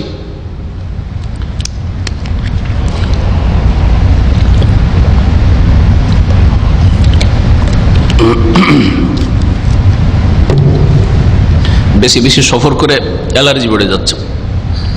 এই অ্যালার্জি, এসির অ্যালার্জি, বিশেষ করে সফর করে কুয়েত থেকে ফিরে এলাম, আবার এই সফরগুলি হওয়াতে আরও বেশি বেড়ে যাচ্ছে। তো আল্লাহ পাক রব্বুল আলামিন যেন সকলকে শিফা দান করেন। আর সৌদি আরবে এটা একটা বড় রোগ, এসিতে, গাড়ির ধোঁয়াতে অ্যালার্জি হওয়াটা। তো কি বলছিলাম? একটা কাজ বললাম, দ্বিতীয় কাজ বলছিলাম। দ্বিতীয় কাজ হচ্ছে যে শাবান মাসে নবী করিম সাল্লাল্লাহু আলাইহি ওয়াসাল্লাম অধিকাংশ দিনগুলিতে রোজা রেখেছেন, 15 থেকে 20টা বা তারও বেশি রোজা রেখেছেন। আপনি 5টা, 7টা, 10টা রোজা অনির্দিষ্ট রাখেন। 1 তারিখ থেকে আজকে কয় তারিখ চলে গেল? 11 তারিখ চলে গেছে, তাহলে 12 শুরু হতে যাচ্ছে, তাই না? এখনো সময় আছে রোজা রাখার, যদি রাখতে চান, রোজা রাখতে চান রোজা রাখেন, কিন্তু শুধু একটি না, আবার ওই দিন তলাশ করবেন শুধু 15 শাবান না, ওইটা চলবে না। নবী সাল্লাল্লাহু আলাইহি ওয়াসাল্লাম 15 শাবানে শুধু রোজা রাখেন, অনেকগুলি দিনে রোজা রেখেছেন এই মাসের। সুতরাং আপনি অনেকগুলি না পারলে কিছুদিন তো রোজা রাখেন, 2, 4, 5টা, 7টা রোজা রাখেন, আর তার মধ্যে যদি 15 শাবান চলে আসে তো কোনো অসুবিধা নেই। কিন্তু আপনি এই নিয়ে তো রোজা রাখলেন যে না আমি ওই শাবান মাসের 15 তারিখে রোজা রাখবো, এই হাদিস সহিও না, বরং জয়ীফও না, বরং জাল হাদিস। এই হাদিসের বর্ণনাকারী মিথ্যুক, জাল হাদিস। সুতরাং শুধু এই দিনে রোজা রাখা এটা ইসলাম নয়, বরং রোজা আপনি বেশি বেশি রাখেন এই মাসে, এটা নবী করিম সাল্লাল্লাহু আলাইহি ওয়াসাল্লামের সুন্নাত। বেশি বেশি রোজা রাখার কথা বলে শয়তান এটাকে ভারী করে পেশ করে, এই কথাটা বলছিল না। শয়তান যেখানে ভারী করছে, কষ্ট লাগছে, ওটাই করবেন, তাহলে শয়তানের নাফরমানি করা হবে। শয়তানের নাফরমানি করতে হবে, তাহলে আল্লাহর আনুগত্য, আল্লাহকে রাজি করা সম্ভব হবে। ফামান ইয়াকফুর বিত্তাগুত ওয়া ইউমিন বিল্লাহ, যে ব্যক্তি তাগুতকে অস্বীকার করবে, আর তাগুত কয়েক রকমের, তার মধ্যে শয়তান হচ্ছে বড় তাগুত, সীমা লঙ্ঘনকারী শয়তান। যদি কেউ ধরেন রোজা রাখতে চায় যে আমি 3টে রোজা রাখবো, কিন্তু শাবান মাসে, শুধু শাবান মাসে রাখবেন না, শুধু শাবান মাসে 13, 14, 15 কেন রাখবেন আপনি? যদি মনে করেন যে শাবান মাসে এই দিনগুলোর বিশেষ কোনো ফজিলত আছে, তাহলে আপনার জন্য ঠিক হবে না। আপনি অন্য মাসেও 3টা রোজা রাখবেন, যেমন বললাম, এই মন মানসিকতা রাখেন যে আমি রজব মাসেও 3টা রোজা রেখেছি, আর আমি শাওয়াল মাসেও এরকম 3টা 13, 14, 15তে রাখবো, জিলকাদ মাসেও 13, 14, 15 রাখবো, এই নিয়তে শুরু করে দিলেন, কোনো অসুবিধা নেই, রাখেন, 15 তারিখও রাখেন, কিন্তু প্রত্যেক মাসে 3টা করে রোজা রাখার অভ্যাস ধরে নেন আজকে থেকে। আজকে থেকে কেউ যদি আল্লাহ পাকের কাছে এ নিয়ত রাখেন যে আমি শুনতে পেলাম যে 3টা রোজা রাখলে 3 × 10 = 30 নেকি পাই, সুতরাং এই থেকে শুরু করলাম, কালকে 12 তারিখ, 13, 14, 15 রোজা রাখলাম, আর আবার তারপরে মাস তো রমজান, রমজানের পরে শাওয়াল মাসও 3টা রাখবো, জিলকাদ মাসে 3টা রাখবো, আবার জিলহজে 3টা রাখবো, শুরু করলাম তো করলাম, তাহলে কোনো অসুবিধা নেই। উত্তম বিকল্প এর নাম। আল্লাহ পাক রব্বুল আলামিন বনি ইসরাইলদেরকে, যখন বনি ইসরাইলদেরকে বলা হলো যে তোমরা বাইতুল মুকাদ্দাসে ঢুকো, হ্যাঁ, ওয়াকুলু হিত্তাতুন, আর বলো যে হিত্তাতুন, আল্লাহ গুনাহ খাতা মাফ করে দাও। সূরা বাকারার ঘটনা। আল্লাহ কি বলছেন? যে তোমরা যখন বাইতুল মুকাদ্দাসে ঢুকবে, পবিত্র ভূমিতে, তখন বলো আল্লাহ গুনাহ খাতা মাফ করে দাও। একটা শব্দে কুল হিত্তাতুন মানে হত্যা আন্না খাতায়ানা। কোরআন কত সংক্ষেপে। হিত্তাতুন মানে ঝরিয়ে দাও, ফেলে দাও। কি ফেলে দাও? মানে হত্যা আন্না খাত, আমাদের গুনাহগুলিকে ঝরিয়ে দাও, ফেলে দাও। কিন্তু বদতমিজে বনি ইসরায়েল ইহুদিরা এরা করলো কি, বললো হিনতাতুন। হিনতাতুন কোন কোন হিনতাতুন ফি সারাতিন। হিনতাতুন, হিনতাতুন মানে জানেন কেউ? হ্যাঁ, বুর মানে জানেন? আরে কেউ একটু আরবি বুঝেন না? গমের আরবি কি? হ্যাঁ, বুর। আর একটা হচ্ছে হিনতা। হিনতা মানে হচ্ছে গম। আল্লাহ বললেন যে গুনাহ মাপ চাও, এটা একটা উদ্দেশ্যমূলক শব্দ। আল্লাহর কাছে গুনার মাপ চাইলেন, আল্লাহ গুনাহ খাতা মাফ করবেন না। হিনতাতুন গম, কোন উদ্দেশ্য না, কিছু ভালো পেল না মন্দও পেল না, পেল কি নাফরমানি, আল্লাহর নাফরমানি করা আর গুনাহ যেই কার সেই থেকে গেল, তাই না? আল্লাহ বলছেন আতাস্তাবদিলুনাল্লাযী হুয়া আদনা বিল্লাযী হুয়া খায়র। কত সুন্দর কথা, খায়র শিখালাম, ভালো শিখাইলাম, ভালোর জায়গায় মন্দ আদনাটা নিলে, নিকৃষ্টটা নিলে। বুঝতে পেরেছেন? হেত্তাতুন, আল্লাহ গুনাহ খাতা মাফ করে দাও। কত খায়র, আল্লাহ কল্যাণ শিখালেন, আল্লাহ গুনাহ খাতা মাফ করে দাও। আপনাদেরকে শিখাচ্ছি যে রোজা রাখেন বেশি বেশি শাবান মাসে, খায়র কল্যাণ শিখাচ্ছি না, ওই শবে বরাতে রোজা রাখবো, ওটা হচ্ছে হিনতা। জি, বনি ইসরায়েল হিত্তাতুনের জায়গায় হিনতা বলেছিল। আর আপনি যদি 2, 4, 5টা 7টা রোজা না রেখে যদি খাস করে শুধু ওই শাবান মাসের শবে বরাতে রোজা রাখবো, কারণ দেশে ওইটাই শিখেছি, ওটা ছাড়ছি না, তাহলে ওই বনি ইসরায়েলদের মতো হিনতাতুন করলেন, আদনাটা নেন, নিকৃষ্টটা নিলেন আর ভালোটা ছেড়ে দিলেন। শুনে রাখেন ভালো করে, এইরকম কাজ করবেন না। আল্লাহ পাক রব্বুল আলামিন প্রত্যেক জায়গায় উত্তম বিকল্প রেখেছেন, হালাল রিজিক রেখেছেন, কিন্তু চট করে শর্টকাট দেখছেন, এটা হারামটা শর্টকাট, হারাম ধরে নিচ্ছেন। অথচ আপনি মেহনত করে আল্লাহ হালাল রিজিক দিচ্ছেন। আমার মতো বহু মানুষ আল্লাহর বান্দার আছে, 1 পয়সা হারাম খাই না, আর হালাল রিজিক আল্লাহ দিচ্ছেন, আর বরকত দিচ্ছেন, কোনো অভাব নেই, 1 পয়সা ঋণ নেই। আর আপনার হয় না ওই হারাম ধরতে ব্লু ফিল্মের সিডি বিক্রি করা, আর তাস খেলা, জুয়া খেলা, থাইল্যান্ডি জুয়া, না হইলে পেট ভরছে না আপনার, না হইলে আদম ব্যবসা, হারাম, বেঈমানি, চুরি ইত্যাদি ইত্যাদি, খেয়ানত না, কখনো না। আল্লাহ আপনার ভালো রাস্তা রেখেছিল, কিন্তু ভালো রাস্তা নিজেই ক্লোজ করে দিয়েছেন। শয়তান ওই পাপের রাস্তা, হারাম রিজিকের রাস্তাকে সাজিয়ে সাজিয়ে পেশ করেছে, তখন অসঠিক রাস্তা বাধা সৃষ্টি হয়েছে। ফাহুম লা ইয়াহতাদুন, হেদায়েত পাননি, হারাম রিজিকে লেগে গেছেন। এই আয়াতকে প্রত্যেক ক্ষেত্রে ফিট করেন। যখনই আল্লাহর রাস্তা থেকে দূরে সরে যাবেন, আল্লাহর রাস্তা থেকে দূরে সরে যাবেন, তাওহীদ থেকে দূরে সরে যাবেন, সুন্নাত থেকে দূরে সরে যাবেন, হালাল রিজিক থেকে দূরে সরে যাবেন, 5 ওয়াক্ত নামাজের হেফাজত থেকে দূরে সরে যাবেন, শয়তান খারাপ কাজ থেকে সাজিয়ে সাজিয়ে পেশ করবে, ঘুমকে সাজিয়ে সাজিয়ে পেশ করবে, সুতরাং ফজর উঠতে পারবেন না। হ্যাঁ, শরীরের খেয়াল রাখাকে সাজিয়ে সাজিয়ে পেশ করবে, সুতরাং ডেইলি 1 ঘন্টা এক্সারসাইজ, কিন্তু 5 মিনিটের নামাজ পড়ার তৌফিক হচ্ছে না।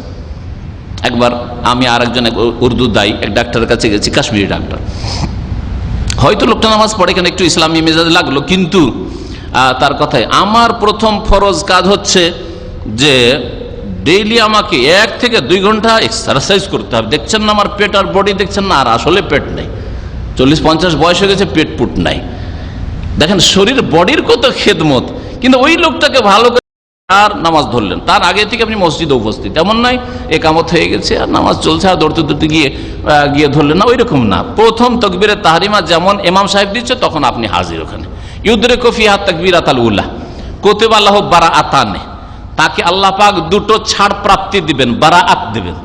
এখানে শব্দটি ব্যবহার হয়েছে। এই হাদিস কি জন্য উল্লেখ করলাম, যে বারাআত শব্দটি এখানে ব্যবহার, আরবিতে বারাআত, ওইটাকে বাঙালি বা উর্দু ভাষীরা বিকৃত করে বরাত করেছে। হ্যাঁ, আর তারপরে সব মানে রাত, আর ওটার নাম লাইলাতুল বারাআতকে ওরা কি করেছে, শবে বারাত। বুঝতে পেরেছেন? কুতিবা লাহু বারাআত, তার জন্য 2টো মুক্তির ছাড় লেখা হবে। আল্লাহ মুক্তির এক ঘোষণা লিখে দিবেন, বারাআত মিনান নার, জাহান্নাম থেকে মুক্ত। 40 দিন ধরে নিয়মিত যেই ব্যক্তি তাকবীরে তাহরিমার সাথে নামাজ পড়তে পেরেছে, জাহান্নাম থেকে মুক্ত।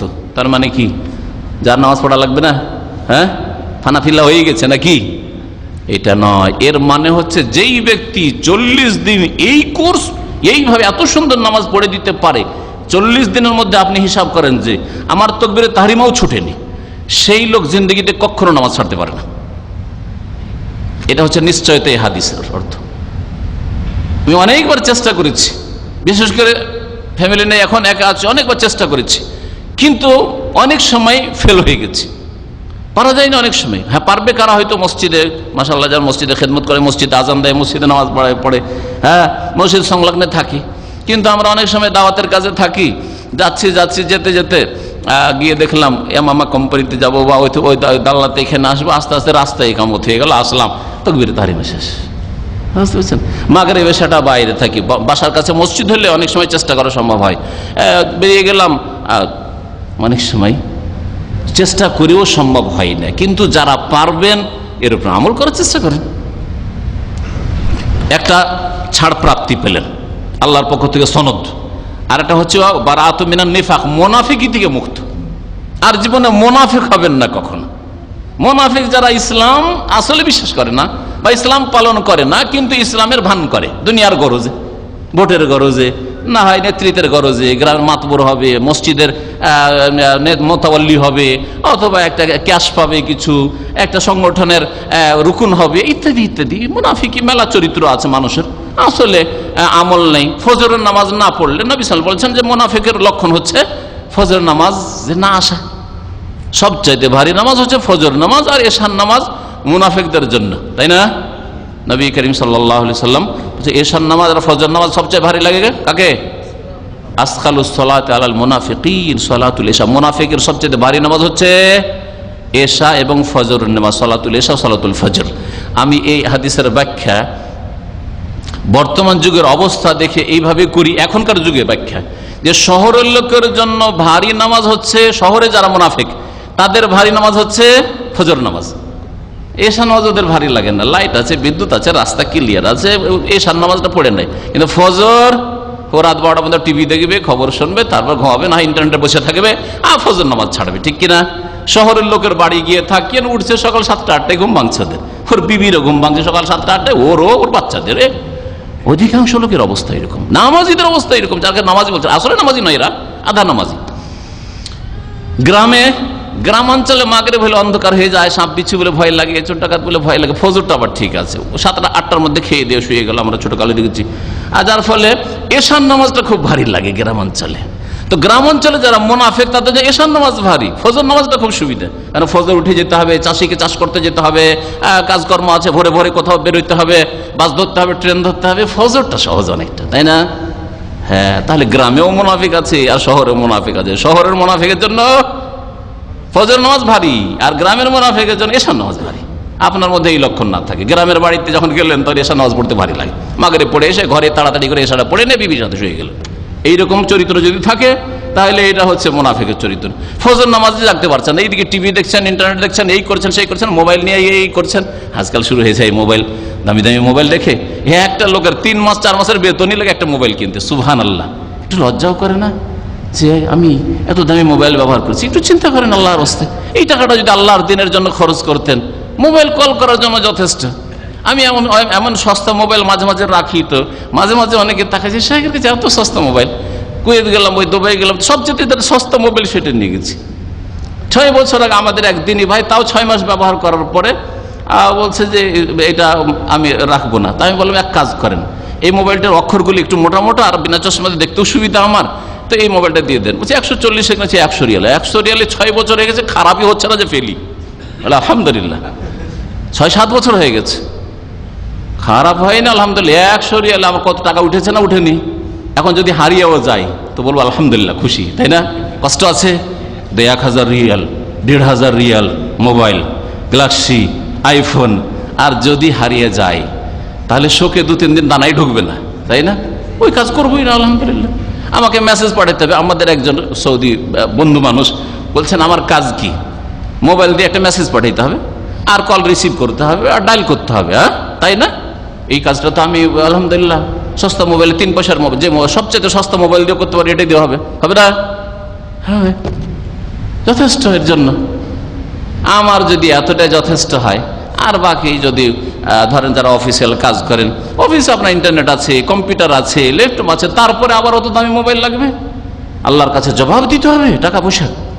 বাপের জন্য খরচ করতে পারছেন না, মায়ের জন্য খরচ করতে পারছেন না, দিন ইসলামের খেদমতে খরচ করতে পারছেন না। 10 রিয়াল যদি চায় যে আলহামদুলিল্লাহ আমাদের এখানে মাসিক প্রোগ্রাম চলছে, ভাই মাসে 10 রিয়াল করে চাঁদা দেন, তাহলে কষ্ট লাগে। আর এই চাঁদা চেয়েছে রে না, ওখানে যাওয়া যাবে না, গেলে খামাইখে লজ্জা পেতে হবে। আর এত টাকা আপনি খরচ করছেন, এত ফালতু কথা বলে, ইন্টারনেট কার্ড ঢুকিয়ে ফালতু কত যে খরচ করছেন আপনি। এক লোকের কথা শুনে ইন্টারনেটে গল্প করতে গিয়ে বিবির সাথে একজনের কথা শুনছি যে একটা না সে 1-1.5 ঘন্টা কথা বলেছে, 90 মিনিট কথা বলেছে, মানে 1.5 ঘন্টা হয়ে যায়, 80 থেকে 90 মিনিট কথা বলেছে। আমি ওকে জিজ্ঞেস করলাম যে তুমি কি করে এতক্ষণ ধরে কথা বললে? সুবহানাল্লাহ, আমার সারাদিনে কল আসতে থাকে, তারপরে মনে হয় টোটাল হিসাব করে 90 মিনিট হবে না। সারাদিনে 24 ঘন্টা কল আসতে থাকে। আমি যখন শুইতে যাই তখন সাইলেন্ট করে দিই, আসতে থাক, বন্ধ করে সাইলেন্ট করে দিই। সকালবেলা যতক্ষণ শুয়ে থেকে সাইলেন্টই থাকে। তারপরেও আমার 1.5 ঘন্টা হবে না সারা দুনিয়ার কল ধরেও। কারণ একজন মানুষ 5 মিনিটের বেশি কথা বলবে, এটা আমি পছন্দ করি না। আমিও বেশি পছন্দ করি না যে একটা লোকে 5 মিনিটের বেশি কথা বলে বিরক্ত করবো, আর একদিন এখানে কল এসছে, একদিন তো 5-7 মিনিট নিয়েছে। সুতরাং এইরকম ভারী কখনো কারোর জন্য হবে না, এটা তরিকা নাই। ঠিক আছে, আজকে 2-3 মিনিট হইলো, আর একদিন 2-3 মিনিট 4 মিনিট, এটা হচ্ছে তরিকা। আসলে যে কথা বলছিলাম যে আল্লাহর দিনের জন্য টাকাগুলিকে খরচ করেন, ওটাকে কষ্ট মনে করি না। শয়তান সাজিয়ে পেশ করছে, তুই 10 রিয়াল দিয়ে দিবি, 20 রিয়াল দিয়ে দিবি, মাসে চাঁদা 50 রিয়াল দিয়ে দিবি, কি বা দরকার? তোর বিবি বাচ্চা আছে, তোর মা বাপ আছে, ওইখানে করে বিবি বাচ্চার মা বাপ স্মরণ করিয়ে দিচ্ছে। আর এত টাকা যে আপনার ইন্টারনেটে খরচ হয়ে যাচ্ছে, এত টাকা এত দামি মোবাইল আপনার ফালতু ব্যয় হয়ে যাচ্ছে, তারপর দামি মোবাইল তাড়াতাড়ি খারাপ হয়ে যাচ্ছে, এতে আপনাকে চিন্তা লাগে না যে কত টাকা আমার লস গেল? কত টাকা লস গেল আপনার চিন্তা হলো না? সব সময় চিন্তা করবেন যে আখেরাতের জন্য বেশি করি, আর দুনিয়ায় কোন রকম চলে গেলে হলো। আমাদের ইফতার ক্যাম্পে, রমজান ইফতার ক্যাম্প লাগবে। 10-12 বছর ধরে এক সৌদি, সে আপনার ওই নেভি জোবেলে ডিউটি করে, একেবারে পুরনো গাড়ি, মানে অত পুরনো গাড়ি আমিও এক ব্যবহার করি না। আমারও যে প্রথম করোলা যেটা ছিল 90 মডেল, তার চেয়ে পুরাতন গাড়ি। তো 1-2 বার ওর গাড়িতে আমি চেপে কোনো কাজে গেছি। আমি বললাম যে এইরকম গাড়ি কেন, পুরাতন যুগের ওই কৃষিটা, আমি এত পুরাতন গাড়ি কেন আপনি ব্যবহার করেন? তো আমাকে কি বলছে জানেন? এইগুলো শিক্ষার জন্য বলছি। বলছে আমার উদ্দেশ্য কি? গাড়ির উদ্দেশ্য হচ্ছে গন্তব্যস্থানে পৌঁছা। আলহামদুলিল্লাহ এই গাড়ির ইঞ্জিন ঠিক আছে, আমার গন্তব্যস্থানে টার্গেটে পৌঁছে দিচ্ছে। আমাকে অমুক জায়গায় পৌঁছিতে হবে, ডিউটিতে পৌঁছিতে হবে, ডিউটি থেকে বাড়ি আসতে হবে, এটা হয়ে যাচ্ছে, হয়ে গেল। দেখাইতে হবে আমার নতুন গাড়ি, দামি গাড়ি, হ্যাঁ এত মডেলের গাড়ি, ওইসব কোনো প্রয়োজন করে না, কোনো প্রয়োজন করে না। সেই টাকাটাকে আমি অন্য কাজে, দিনের কাজে লাগাইতে পারি, দিনের কাজে লাগাইতে পারি, যাতে আমার আখিরাতের ব্যালেন্স বাড়বে, আমার সেটা বাকি থাকবে। আল্লাহ পাক রব্বুল আলামিন বলছেন যে দুনিয়ায় যা খরচ করে দিলে তা চলে গেল, ইয়ানফাদ ওয়া মা ইনদাল্লাহি বাক, আর আল্লাহর কাছে যা পাঠিয়ে দিলে তা বাকি থাকলো। ওয়াল বাকিয়াতুস সলিহাতু খায়রুন ইনদা রাব্বিকা সাওয়াবান। নেকির যেগুলো বাকি থাকার জিনিস, ভালো কাজ যেগুলো বাকি থাকার জিনিস, যেগুলি আপনার সাথে এখনো আছে, মানে আল্লাহ পাক রব্বুল আলামিন বালা মুসিবত থেকে হেফাজতে রাখবেন, আপনার দান খেরাতের কারণে আল্লাহ পাক রব্বুল আলামিন আপনাকে সুখে রাখবেন, আপনার পরিবারকে সুখে রাখবেন, আপনার আল্লাহর রাস্তায় ব্যয় করার জন্য, গরিব মিসকিনকে হোক আর দিনের কাজে হোক ব্যয় করার জন্য। আর কবরও সেটা কাজে আসবে, হাসরের মাঠেও কাজে আসবে, জান্নাত যাওয়ার জন্য কাজে আসবে, দাঁড়ি পাল্লায় যখন নেকি গুনাহ ওজন হবে তখনও কাজে আসবে। ওয়াল বাকিয়াতুস সলিহাত খায়রুন ইনদা রাব্বিকা সাওয়াবান। সওয়াবের দিক থেকে, নেকির দিক থেকে রবের নিকট বড়ই উত্তম, উৎকৃষ্ট। ওয়া খায়রুন আমালা, আর আশার দিক থেকে বড়ই কল্যাণকর। আপনি আশা রাখতে পারেন যে আলহামদুলিল্লাহ আমি দিনের খেদমতে খরচ করেছি, এটা আমার কাজে আসবে। আশার দিক থেকে আশা রাখতে পারছেন আল্লাহ পাক রব্বুল আলামিনের কাছে। কিন্তু আপনি সুখের জীবনযাপন করেছেন, আপনার দামি দামি জিনিস ব্যবহার করেছেন, কি আশা বা করতে পারেন? আপনি আগে চলে গেলেন, অথবা আপনার আগে চলে গেল। আমার দামি ঘড়ি আগে হারিয়ে গেল, না হলে আমি ঘড়ির আগে হারিয়ে গেলাম। হ্যাঁ, আমার দামি মোবাইল আগে হারিয়ে গেল, না হয় তার আগে আমি হারিয়ে গেলাম। লাভটি কি করলাম? কিন্তু যেটা দিনের জন্য করলাম সেটা বাকি থাকবে, আর সেটা আল্লাহ পাকের কাছে উৎকৃষ্ট। আর সেই আশা আপনার জন্য কল্যাণকর হবে, যে আল্লাহর কাছে আপনি আশা রাখতে পারেন যে কিছু পাবো। সম্মানিত ভাতৃমণ্ডলীরা, এই শাবান মাসে যেগুলি করবেন না তার একটি হচ্ছে যে খাস করে 15 তারিখে শুধু রোজা নিজেও করবেন না, পরিবারকে করতে দেবেন না। আর রাত্রে নফল পড়া, কোনো খাস নফল নেই। তবে যদি আপনার নিয়মিত কোনো অভ্যাস থাকে, প্রত্যেক রাত্রে 1 ঘন্টা করে তাহাজ্জুদ পড়েন, ওই দিনও তাহাজ্জুদ পড়েন, কোনো অসুবিধা নেই। প্রত্যেক রাত্রে আপনি 4 রাকাত 6 রাকাত নফল পড়েন, যতটা পড়েন ওই রকমই পড়েন। আজকের রাত্রে আপনি 2 রাকাত তো পড়বেন না। আর শবে বরাতের রাত যেটাকে বিদাতিরা বলছে, সেই রাতে আপনি 10-20 রাকাত 50 রাকাত নামাজ পড়ছেন। কিসের আশায়? বলছেন এটা বিশেষ রাত, এই রাতে ফজিলত আছে, এই রাতে আল্লাহর কাছে কিছু পাবো। হ্যাঁ, সুতরাং বিদাত হয়ে গেল, সুতরাং বিদাত হলো। কিন্তু ডেলি যদি আপনার 20 রাকাত 40 রাকাত নামাজ পড়ার অভ্যাস থাকে, পড়েন, অসুবিধা নেই। প্রত্যেক রাতে আপনি 40, 50, 100 রাকাত নামাজ পড়েন, আর ওই 15 শাবানে যে রাতটা আসলো সেটা তো আপনি 100 রাকাত পড়েন, কোনো দোষ নাই একই রকম আমল করলে। কিন্তু খাস করে এমন রাত্রে বা এমন দিনে কিছু ইবাদত করবেন যেই রাতে নবী করিম সাল্লাল্লাহু আলাইহি ওয়াসাল্লাম বিশেষ কোনো ইবাদত করেননি, এটা হচ্ছে মুহদাস। আর কুল্লু মুহদাসাতিন বিদআত, প্রত্যেক নতুন কাজ ধর্মের নামে যা করা হয় সেটা হচ্ছে বিদআত। প্রত্যেক নতুন কাজ দুনিয়ার, এটা বিদআত নয়। প্রত্যেক নতুন কাজ, এই পানি খাওয়ার জন্য বোতল সিস্টেম বিদআত নয়, কারণ এটা দুনিয়া। বোতলে খান আর গ্লাসে খান আর কাপে খান আর বাটিতে খান, কোনো নেকির পার্থক্য আছে? না তৃষ্ণা দূর করতে পার্থক্য আছে? কোনো পার্থক্য নেই, তাই না? এতে খেলে বেশি সওয়াব হবে। আর যদি বাটিতে কেউ খায়, বধু এলাকায় একবার বক্তব্য করতে গিয়েছিলাম, অনেক আগের কথা বলছে, আল কাসিমে, সে 93-94 প্রথম লাইনে বসে আছে আর বাটি দিয়ে পানি দিচ্ছে। আমি বলছি কি বাপরে বাপ, একজন খাওয়া হলো আর একজনকে দিচ্ছে, একজন খাওয়া ওই দুটো পানি। আমাদের দেশের মানুষরা সহজে খেতে পারবে না, তাই না? অনেকের রুচি হবে, কিন্তু ওরা বেশ আগ্রহের সাথে খাচ্ছে। আমিও লাইনে পড়লাম যে বিসমিল্লাহ, এই তরিকার উপর একদিন আমল হোক। তো এই বাটিতে পানি খেলাম, অসুবিধা আছে? সেই বাটির পানি আর এই পানিতে কোনো পার্থক্য আছে? সুতরাং এটা বিদআত নয়। বিদআতে মোল্লারা ধোঁকা দেয় যে তাহলে বোতলে পানি খেয়েন না, তাহলে মাইকে বক্তব্য করিয়েন না। মাইকে ওয়াজ করা আর আমার বিনা মাইকটা অফ করে দিয়ে ওয়াজ করা, নেকিতে কোনো পার্থক্য আছে?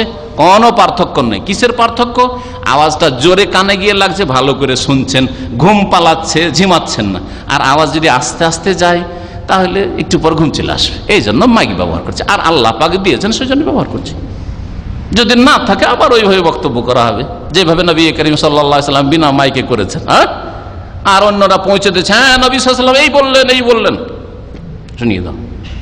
এক অপরকে পৌঁছে দিয়ে মুকাব্বিরের মতো করে, যেমন তাকবীর পৌঁছায় ওইভাবে।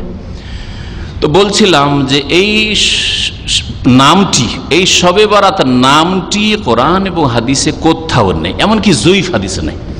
শবে বরাত মানে মুক্তির রাত, মুক্তির রাত। এই নামটি কোনো একটি জয়ীফ হাদিসেও যদি কোনো মোল্লা দেখাতে পারে, যারা চ্যানেল আয়ে, যারা এইরকমই সব যতগুলি বিদাতি চ্যানেল আছে বলছে, তাদেরকে বলেন যে একটি হাদিস শুধু চাই, যেই হাদিসে আছে এই রাতের নাম হচ্ছে লাইলাতুল বারাআত, মুক্তির রাত, শবে বরাত। যেমন লাইলাতুল কাদর কথাটি কোরআন হাদিসে আছে, তাহাররাও লাইলাতুল কদরে, তোমরা কদর রাত শবে কদর তলাশ করো, সন্ধান করো, প্রচেষ্টা চালাও। ওই রকমই চাই যে তাহাররাও লাইলাতুল বারাআতে, শবে বরাত তোমরা খুঁজো আর নফল পড়ো, একটি হাদিস চাই। যদি দেখাতে পারে করেন, আর না হইলে আজকে তওবা করেন, নিজ স্ত্রীকে তওবা করান, ছেলে মেয়েদেরকে, আত্মীয় স্বজনকে, বাপ মাকে সাবধান করে দেন যে বলে দিলাম কাল কিয়ামতে বলতে পারবে না যে আমি সৌদি আরব যাওয়ার পরে হক কথা জানাইনি, জানিয়ে দিয়েছি, এখন যদি না ছাড়ো কাল কিয়ামতে ধরা খাবে, আমাকে ধরতে পারবে না। আপনার দায়িত্ব শেষ হয়ে গেছে, তবে বলতে থাকবেন, না শুনলেও বলতে থাকবেন, না মানলেও বলতে থাকেন। এই বছরে মানলো না, আগামী বছর। এটা হচ্ছে কিরকম? এটা হচ্ছে মরিচা লাগা লোহার মতো, মরিচা লাগা লোহার উপরে আঘাত করতে হয়, আঘাত করতে হয়, একটু করে মরিচা ছুটতে ছুটতে ছুটতে ছুটতে ক্লিন হয়ে যায়, তাই না? কিন্তু একটা বাড়ি দিয়ে যদি ছেড়ে দেন তো অল্প কিছুটা মরিচা ছুটবে আর বাকিটা থেকে যাবে। এই জন্য এই বছরে বললেন, হয়তো ছাড়লো না, কিন্তু একটু সন্দেহ হইল যে কথা তো কেমন লাগছে যেন, এতদিন শবে বরাত করে আসছি, আর এই শবে বরাত তো আমার ছেলে বা আমার ভাই বলছে সৌদি আরব থেকে যে নাই, তাহলে এটা নিয়ে চিন্তা করা উচিত। যাক, তারপরেও যখন সবাই করছে করিনি, এবছর বিদাতটা করলেন, আগামী বছর আবার বললেন, এই মরিচার বিদাতের মরিচাটা আবার আঘাত মারলেন, আবার যখন মারি দিলেন আর একটু মরিচা ছুটলো। আরে বারবার করে বলছে, তখন একটু পড়াশোনা করা উচিত, দেখি একটু শুনে দেখি। একটা সিডি পাঠালেন, একটা আপনি লিফলেট পাঠালেন বা একটা কিতাব পাঠালেন শবে বরাতের উপর, তারপরে ধীরে ধীরে জং ছুটে যাবে, মরিচা ছুটে যাবে, সব বিদাত ছেড়ে দেবেন। একদিনে না হইলেও, এক বছর না হইলেও 2, 4, 5 বছরে হবে। এই জন্য দাওয়াতের কাজ বন্ধ করতে হবে না, সম্মানিত ভাতৃমণ্ডলী। আর যেটা নাই সেটা হচ্ছে ভাগ্য রজনী। এই শাবান মাসে নেই, ভাগ্য রজনী কখন? রমজান মাসে। প্রথম কথা, মানুষ সৃষ্টির, আসমান জমিন সৃষ্টির 50,000 বছর আগেই তকদির লিখে দেওয়া হয়েছে। এটা হচ্ছে সমস্ত তকদির, টোটাল তকদির লিখে দেওয়া হয়েছে। আর প্রতি বছরের তাকদীর সম্পর্কে এই এক বছরের মধ্যে কতগুলি লোক মারা যাবে, কতগুলি লোক জন্মিবে, কতগুলো লোক সুস্থ থাকবে, কে কি হবে, কার হতাহত হবে, কার রিজিক কত, কার চাকরি ছুটবে, কার চাকরি লাগবে, কার রিলিজ হবে, কার এক্সিট হবে, সবগুলি তকদির। দুনিয়া, দিন দুনিয়া, কে সৎ হবে, কে অসৎ হবে, এগুলি হচ্ছে তাকদীর। যেই তাকদীর এক বছর ফেরেশতাদেরকে জানিয়ে দেওয়া হয়। রিজিক বন্টনের ফেরেশতা, বৃষ্টি বন্টনের ফেরেশতা মিকাইল, তাকে বলে দেওয়া হয় যে এক বছরে এত পরিমাণ বৃষ্টি দিতে হবে, সৌদি আরবে এত পরিমাণ বৃষ্টি, বাংলাদেশে ভারতে এত পরিমাণ বৃষ্টি, এইভাবে। মালাকুল মউতকে বলে দেওয়া হবে এই বছরে এতগুলো লোকের রোগ কবজ করতে হবে তোমাকে। এটা কখন হয়? এই অর্থে যদি ভাগ্য রজনী বলেন তো সেটা বছরে এক রাতে আছে। সেটা কখন? কদরের রাতে। কদর রাত কখন? শাবান মাসে না রমজানে? রমজান মাসে। আল্লাহ বলছেন ইন্না আনজালনাহু ফি লাইলাতিল কদরি, নিশ্চয়ই আমি কোরআনে কারীমকে নাযিল করেছি, নিঃসন্দেহে আমি কোরআনে কারীমকে নাযিল করেছি। কখন? কদরের রাতে। আল্লাহ অন্য ভঙ্গিমাতে সূরা দুখানে বলছে ইন্না আনজালনা ফি লাইলাতিন মুবারাকা, নিঃসন্দেহে আমি কোরআনে কারীম নাযিল করেছি বরকতের রাতে। যেটাই হচ্ছে কদর রাত সেটা হচ্ছে বরকতের রাত, কারণ প্রথম কোরআন নাযিল শুরু হয়েছে অথবা প্রথম আকাশে নাযিল হয়েছে প্রথম কদরের রাতে। কদরের রাত ওইটা হচ্ছে বরকতের রাত। আর এইটা রমজানে না শাবানে? কেউ তো বলতে পারে যে এটা শাবানে তো হইতে পারে। এর খণ্ডন কিভাবে করবেন? 3 নম্বর আয়াত লাগান। দুটো আয়াত বললাম, একটা সূরা দোকানের আর একটা বললাম সূরা কদরের। তৃতীয় সূরা বাকারার আয়াত লাগান। আল্লাহ কি বলছেন? শাহরু রমাদান আল্লাযী উনজিলা ফীহিল কোরআন, রমজান এমন একটা মাস যেই মাসে উনজিলা ফীহি আল কোরআন, যাতে নাযিল হয়েছে কোরআন। কোরআন নাযিল হয়েছে কখন? রমজান মাসে। যদি ভাগ্য রজনী এইটা হইতো তাহলে আমাদের শাহরু শাবান, শাবান মাস আল্লাহ বলতে শাবান মাস বলেছেন। আচ্ছা, যেই রাতে কোরআন নাযিল হয়েছে, যেই মাসে কোরআন নাযিল হয়েছে, ওই রাত সম্পর্কে আল্লাহ সূরা দুখানে বলছেন ইন্না আনজালনাহু ফি লাইলাতিন মুবারাকাতিন ইন্না কুন্না মুনজিরিন ফিহা ইউফরাকু কুল্লু আমরিন হাকিম। ফিহা, এই রাত্রে, ইউফরাকু, ফয়সালা করা হয়, সিদ্ধান্ত নেওয়া হয়, কুল্লু আমরিন হাকিম, প্রত্যেক প্রজ্ঞাপূর্ণ হিকমতের কাজের। এই হিকমতের কাজের তাফসীর করতে গিয়ে তাফসীরকার বলছেন যে এই এক বছরের তাকদীর সম্পর্কে ফেরেশতাদের জানিয়ে দেওয়া হয়, যার যে দায়িত্ব আছে জানিয়ে দেওয়া হলো যে এই বছর এই কাজগুলি করতে হবে। যেমন প্রত্যেক বছরের সরকারি বাজেট থাকে, জানেন না? বাজেট থাকে না? আই বয়ের এই বছরে এত টাকা ডিফেন্সে খরচ করব, এত টাকা শিক্ষা দপ্তরে খরচ করব, এত টাকা স্বাস্থ্য দপ্তরে খরচ করব। এইরকমই কোম্পানির আয় ব্যয় থাকে যে এই বছরে এতটা ওয়ার্কার রাখবো, এত টাকা আমাদের এস্টিমেটে আয় করতে হবে, এত টাকা ব্যয় করতে হবে। এইরকমই এমনকি ইসলামিক প্রতিষ্ঠান, আমাদের ইসলামিক সেন্টার এই বছরে এতগুলি, এবার প্রথম বছরে মিটিং হলো আমাদের সমস্ত স্টাফকে নিয়ে, এই বছরে আমাদের ইনকাম এতটা, সুতরাং এর বেশি আমরা খরচ করতে পারছি না। এই খরচের মধ্যে, যার ফলেই আমাদের ইসলামিক সেন্টার পক্ষ থেকে প্রত্যেক দার্সে খাবার দিতে পারছে না, কারণ ওদের এস্টিমেটে যে আয়টা আছে সে আয়ের মধ্যে ওই সপ্তাহে একদিন এক এক ভাষাকে, বাংলা ভাষা একদিন দেবো, উর্দু ভাষা একদিন দেবো, আমার তামিল ভাষা একদিন খাবার দেবো। কোন দিন নেবেন?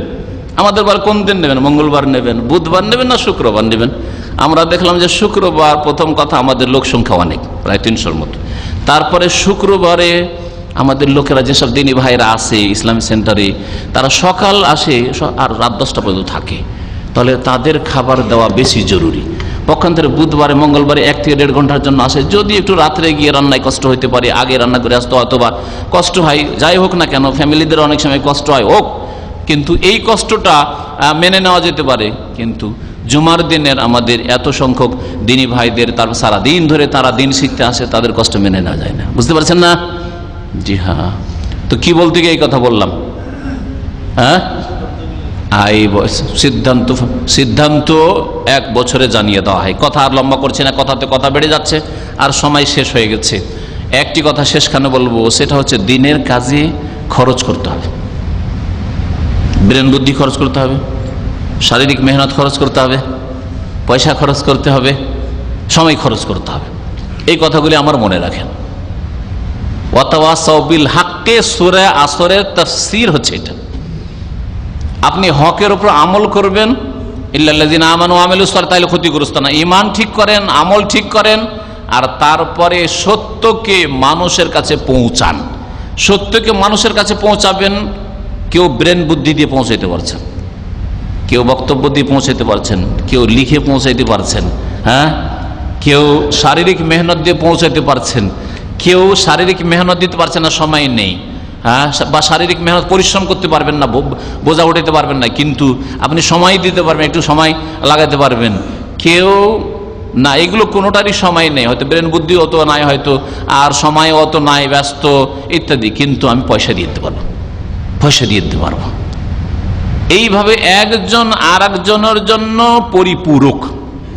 দিনের খেদমতটা ওই রকমই যেমন 5 ভাই কাজ করছেন, 5 ভাই কাজ করছেন, অথবা সমাজের 5টা লোক 5 রকম কাজ করছে। চাষি খাদ্য সরবরাহ করছে, তাঁতি কাপড় আমাদেরকে দিচ্ছে, কাপড়ের ব্যবস্থা দিচ্ছে, তাই না? ডাক্তার আমাদেরকে চিকিৎসা দিচ্ছে। এগুলো কথা আপনারা স্কুলে ছোট কাল থেকে পড়েছেন, তাই না? ওই রকমই দিনের খেদমতটা ওই রকম। আমার দ্বারা যে খেদমতটা হবে হয়তো আপনাদের দ্বারা হবে না, কিন্তু আপনাদের দ্বারা যে খেদমতটা হবে ওটা আমার দ্বারা হবে না। একেবারে ক্লিয়ার স্পষ্ট কথা। আপনারা যে যে কোম্পানিতে গিয়ে অথবা আপনার এলাকায়, আপনার গ্রামে, আপনার অঞ্চলে যেইভাবে আমাদের দাওয়াতটা পৌঁছে দিতে পারে, কোরআন হাদিসের দাওয়াতটা, সেটা আমার দ্বারা সম্ভব না যে আপনার গ্রামে গ্রামে গিয়ে অথবা আপনার দাল্লাসানায়াতে রুমে রুমে বিল্ডিংয়ে গিয়ে আমি পৌঁছতে পারি। এটা হয়তো আমার দ্বারা সম্ভব হবে না, হ্যাঁ, আর আমার কাজটা আপনাদের দ্বারা সম্ভব হবে না।